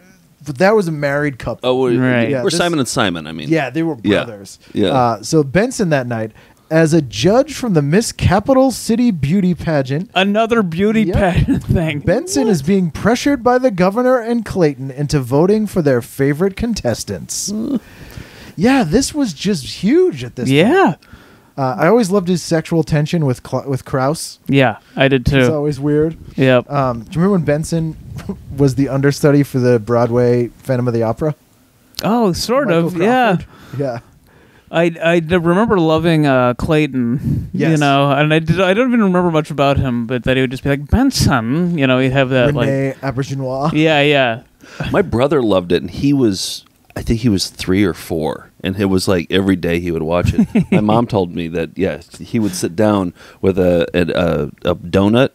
I think it was like in reruns or something. He'd watch it in the morning while we were at school. Oh, wow. And he'd eat a donut and watch Benson every single morning. That sounds like it. Still does. Yeah, I would. I think I would do that. Well, I don't want to. This will disappoint you guys, but you're just up in Portland, Maine. Yeah. Yeah. And Missy Gold from Benson is a psychiatrist in Portland, Maine now. Really? No way. No She's She's longer got a psychiatrist- acts. Yep, she's living up there. Being a Wow. psychiatrist. in Have you Portland, Maine. contacted her at all? I have. She was not interested in guesting. It was very nice. Really? But yeah, that's what she does now. She's living up Good there. for her. being a That's great. psychiatrist. That's A great. lot of them don't like talking about her. They just don't have an interest at all. A lot of them do. It's there's a few who now have like straight jobs that don't. Like Stacey Keenan. Oh, yeah? Yeah. She's a defense attorney in the Valley, and uses her real name. She has a very long. Well, last Chunk name. from the Goonies, Jeff Yes, he's an Cohen. entertainment lawyer. He was our lawyer for a little while too. He was Yeah. my friend's lawyer too. And Oh, yeah. I had Troy Slayton, who was Jerry Steiner on Parker Lewis. He's a defense attorney. He's been on. Yeah. And he's a talking head a lot on like CNN and stuff about like Yeah. legal things. We went up to the HBO Comedy Festival with Jeff Cohen, Chunk from the Goonies. Yeah, yeah. And people would come up to him and say, "We heard that you're Chunk from the Goonies." He would always deny it. Oh, really? Yeah. Because he doesn't look like him now. No, he's His skinny sister and- was Natalie on Facts of Life. Oh, was she? Mindy Cohn's his older sister. You're I didn't know You that. didn't know that? No. no idea. Because he was on Facts of Life a couple times as well. Yeah, he was in a couple episodes. That's his older sister. Yep. Wow. He, as a kid, he was on a game show called Child's Play, where the premise of the show, and I think this is a brilliant premise for a game show, they would give kids a word that you didn't know, and they'd have video of little kids explaining what it is, and then you have to guess what they're talking about. And he was one of the kids, and he would, explain like war or like Camaro or like whatever it is. And it's actually a really entertaining show. Huh. It's like kids just saying weird stuff is Yeah. always fun. But he was one of the kids Huh. on that show. I remember he was in a First thing he Disney did. Sunday night movie as well, and then I think that was like the last thing he ever did, Yeah. acting wise. But good for him. he got out. Yeah. Yeah. I mean, Yeah. I think people either get out and do like a completely different job or end up being a director or something. Yeah, Yeah. right. They go Yeah. behind the Ron scenes. Howard. Which and- is not a bad move. Yep. Joanna Kearns of Growing Pains directs television now. So where were we? Friday night we did. That's 8. So what are we at 9 Did o'clock? you do Benson too? I did Benson, Okay. yeah. Then did you Webster after? I did Webster. Yep. Yeah, I did Webster / Dukes of Hazzard. Like I would flip back and forth. The on the ad for Webster, it was Yeah. the Special Olympics teaches Webster the meaning of friendship. This is That's very special, isn't it? Very special and Very, ve- very very special. special. Yeah. This is Webster's Playmates, which is a weird thing to call his Yeah. friends. Give him an ultimatum. If Special Olympics athlete Daryl, played by Paul Stout, is his friend, Webster is no friend of theirs. This Special Olympics came up a lot. There's an infamous Fall Guy episode where a Special Olympiad runs away, and the Fall Guy has to get him back to the Special Olympics. And I think Special Olympics was like every other episode of Highway to Heaven. Yeah. But would they get like a Down syndrome actor, or would they get like an actor who wasn't actually? Highway to Heaven, they got a Down syndrome actor. Okay. But most of the time, it was somebody just playing slow. Yeah. Which So was always embarrassing. really embarrassing. Oh. But I had Emmanuel Lewis on the show. Oh, And yeah? hearing about his experience in Webster was fascinating to me. I ended up feeling just really bad for him. Really? He couldn't go anywhere. It was such a huge hit. and he's a kid that grew up in Brooklyn. Yeah. And he's probably like what 24 when he made the show or no, something. He was like 11. Oh, was he? He was a kid then. I mean, he was small. I'd always heard that he was way older than. He was older than he was playing, but he definitely wasn't like really old. Okay. He was still a kid, but he went school shopping one time at their neighborhood in Brooklyn, and the store got mobbed, and they had to lock the doors, and people broke through the glass chanting "We want Webster," and like the police had to come in, and it was like, I'm like, that must have been terrifying. Yeah. Wow. Yeah. I live in Brooklyn. I want to go see where that Where the happened. Webster thing Yeah, happened, I want to know where the His family's Webster all- incident. The, the Webster Mall. There's a little plaque up there. Yeah, they have a very little. On this day in 1984, It's a very people special chanted, plaque. "We want Webster." Yeah. Also told me one of the weirdest things I've ever heard about Michael Jackson. Oh boy, there's a lot of photos of them together, They right? were Isn't best there one friends. of him Yeah. on his shoulders or something? Yeah, they used to go to all the like award shows. Him, Michael Jackson, and Brooke Shields. But Michael Jackson used to come over, Manny, as he likes to be called, Manny Lewis's house, and do chores, like mow their lawn, do the dishes, do the laundry. Like he just wanted to come over and do Be like, normal for a little normal while. stuff. Yeah. Interesting. So like Michael Huh. Jackson would be like waxing the floor. What? Like he'd call him up, awesome. and be like, "Hey, can I come over and mow the lawn?" Wow. Yeah, I was like, okay, That's great. Sure. Good for Webster. In the final hour here, 9:00 on Friday night, February 3rd. I'm not happy with I'm this one. fizzling out here too on Yeah, this. 'cause Friday night yeah. was weak. It was a weird tough. way to end Friday the night week. was good for parents, I think. Mm. Well, I don't know. I had Dallas. And Dallas? Yeah, just because I like Patrick Duffy. We all like Patrick Duffy. Yeah. Yeah. Everyone wants Man from Atlantis Patrick Duffy. Or step I by went step by step Patrick yeah, Duffy. Yeah, Step by Step Patrick Duffy. That was a show where the parents were too horny. Oh yeah, they That's were what always it was like, yeah. Well, in college we called it the Sacred Hour. It was on at 1:00 in the morning, and every single night we would Yeah. get together this group of 4 dudes, and we would watch Step by Step every 2 single episodes. night. 2 episodes every single night. It wasn't And- even thinly veiled though. He'd be like, "Well, I'm gonna go upstairs and nail your mom." Yes. Like it would be like, "Wait, wait, wait." Exactly. Yeah. I used to have to, when I worked at a local TV affiliate, I used to pick up the mail at the post office every day. And one day I walked in there and these 2 postmen were having a conversation. This guy goes, "Suzanne Summers." And he was doing like the boob. Yeah, the hand gesture for. And then the guy goes, "Nah, no, her legs, them thighs." And the guy goes, "No, she's got breast cancer." So he was doing, he was doing the big Dolly boob Parton hand gesture. Did breast cancer. Sounds like a real meeting of the minds you witnessed there. It was fantastic. Oh, that's a conversation you don't forget. Yeah, it was Wow. real good. Yeah, but Patrick I Duffy. mean, you saw a shooting star there. Yeah, absolutely. I was like, is that the only hand gesture you know? You make a wish when you hear that. Yes. Yeah. Step by Step was. I had Christine Locken on the show. Who Oh, did you really? Oh yeah. Was it pronounced Locken? We always Yeah. said Lakin. I believe she pronounced it Locken. Okay, yeah. But yeah, she had some great step-by-step stories. She's still in touch with Patrick Duffy and. Was she in the Hottie and the Naughty? Yes. Yes. Yeah. Yep. Mhm. That's right. Okay. She has a really funny show on now on Pop, which used to be TV Guide channel. Oh, really? That's like a fake reality show. It's her, Jodie Sweetin, and the girl from Party of Five. I want It's all old sitcom Yeah. actresses. But she has one of the funniest jokes I've ever heard in this show, and I believe she wrote it. And she's like, "Oh yeah, getting a minivan is like losing your virginity. It hurts at first, but then you just think about all the things you can put in it."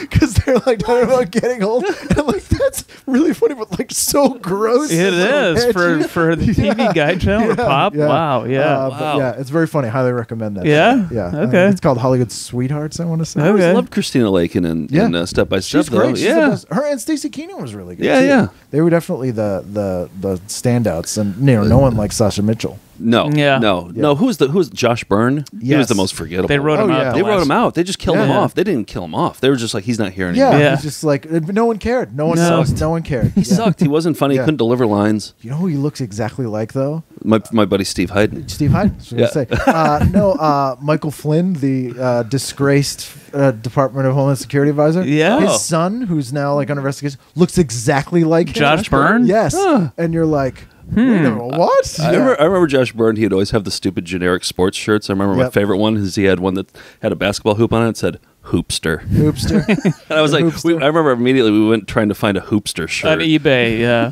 Do you remember the Halloween episode with the ghost girl? He like goes out on a date with this girl at a party, turns out to be a ghost. No. Oh God, We would really remember we definitely that. saw it. Step by yeah. Step? Yeah, Step by Wow. Step. And I believe it's the same episode where the parents get locked up in jail by Don Knotts. Wow. Playing Barney Fife.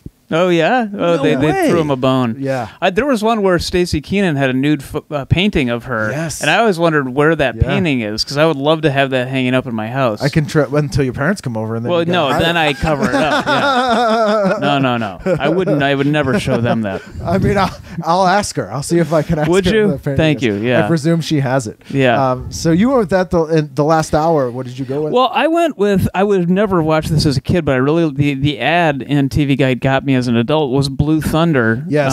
With Bubba Smith, and it was a drawing there that looked pretty action packed. And this is sort of a Knight Rider show about a helicopter plane thing, and it's Bubba Smith and Dick Butkus playing a character named Ski, and this is Bubba, played by Bubba Smith. Yep. Go inside a prison as guard and inmate to find out how a convicted swindler plans to make his escape. Okay, well, they showed him breaking into the prison in the drawing, and it looked pretty cool. So here's the best part, though. There's a character named Joffo, played by Dana Carvey. Really? Yeah, there we go. 84 then. That was pre-SNL. It was pre-SNL, but he was also in a sitcom with Mickey Rooney at this time called One of the Boys. I think I've heard him talk about that, Where Mickey Rooney goes to college with his grandson, played by Dana Carvey, and so he hangs out with frat dudes. Wow. With Mickey Rooney. Is he funny? No. Oh. It's terrible. That was Choppin' Broccoli Star Search era, though. Dana Carvey, Turkey TV, Choppin' Broccoli. Yeah. And I do want to mention at 10, even though it's outside the purview here, Lorne Michaels' new show is on. Which was I never saw that. Show? The new show. Oh, so when he show. wasn't doing SNL, he started his own different SNL. And this is when Dick Ebersol was producing SNL. So the cast was incredible. It was mostly SCTV people and Jeff Goldblum and Steve Martin. And this one is Penny Marshall, Raul Julia, and singer Randy Newman. Whoa. And, it was just a really weird show. Yeah. There's just a variety show? It was SNL. It was basically SNL. Sketches. But he called it the new show. And one of my favorite sketches they did was John Candy plays a guy who owns a food repair business. So it's people come in and they're like, I got bought these chips and they're all broken. And he's like, okay, a lot of man hours. And he gives them a price. It's a good premise. Yeah, it's this really weird sketch. Well, someone could be like, I was carving this turkey. And he goes, we can fix that up.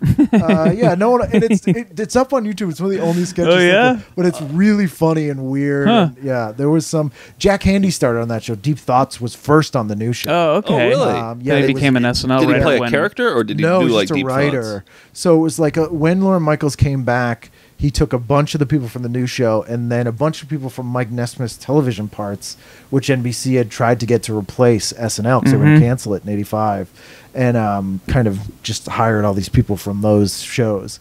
But the new show is no one ever talks about it. And Did it last a season or it was one season? One season. But there's some really funny stuff on it. Catherine O'Hara, John Candy, Dave Thomas. So a lot of the SCTV people. Almost the entire SCTV cast. Wow. Yeah. And plus Jeff Goldblum. Yeah. Wow. It's very weird. That sounds great. It's really good. I also noticed Monty Python was on at 9:30. Yes, So that was a PBS airing at the time. So, yeah. That's a good sketch comedy night right there. Yeah, that is. yeah. Yeah. Oh, Friday night. Yeah, you want some laughs on Friday. Yeah. Yeah, you want to unwind. Right. You laugh. It's Friday. Yeah, blow off some Yeah. steam from the A hard day at work work. week. Yeah. You just watched something about the Batan Death March survivors. I know. Even that dog fashion show It can only soften the blow so much. Yeah. Well, thank you so much for doing this, guys. It's been great talking to you. Yeah, it's thanks, fun. Ken. Oh, baby, I see you in my TV set. Yeah, baby, I see you in my TV set. I cut your head off and put it in my TV set. There you have it. Very good episode. I really enjoyed talking to those guys. Highly recommend you follow them on social media. Nick especially has an amazing Instagram, and I'm incredibly jealous because he has his own cherry from Pee-wee's Playhouse. He had a chair basically upholstered to look just like Cherry, and I am incredibly jealous of him. Very funny. Those guys are always traveling around, posting fun stuff, and check out their DVDs, Found Footage Fest. I think it's foundfootagefest.com, but I'll put up links on tvguidancecounselor.com. You can also go to icanread.com and get links to all my other social media stuff, all the TV Guidance Counselor stuff. You can buy I Can Read merchandise. You can buy my albums. You can buy TV Guidance Counselor merchandise. You can also go to my Patreon, which is patreon.com/TV Guidance Counselor. I fund the show myself. We don't have ads, and I'm happy to do that, but there are some costs. I have to feed people when they come over my house. But there's a little bit of technical costs, some web hosting, some travel costs. If I get a good amount of money, hopefully I'll be out in LA soon and get you some Hollywood Good Times episodes. But if you don't have the means to give anything, that's fine too. I just appreciate you listening. And we are here each and every Wednesday with bonus episodes sometimes, so be sure you subscribe to the show. And we'll see you again next time on a brand new edition of TV Guidance Counselor. Jerry's found the diapers. You can only grab 5.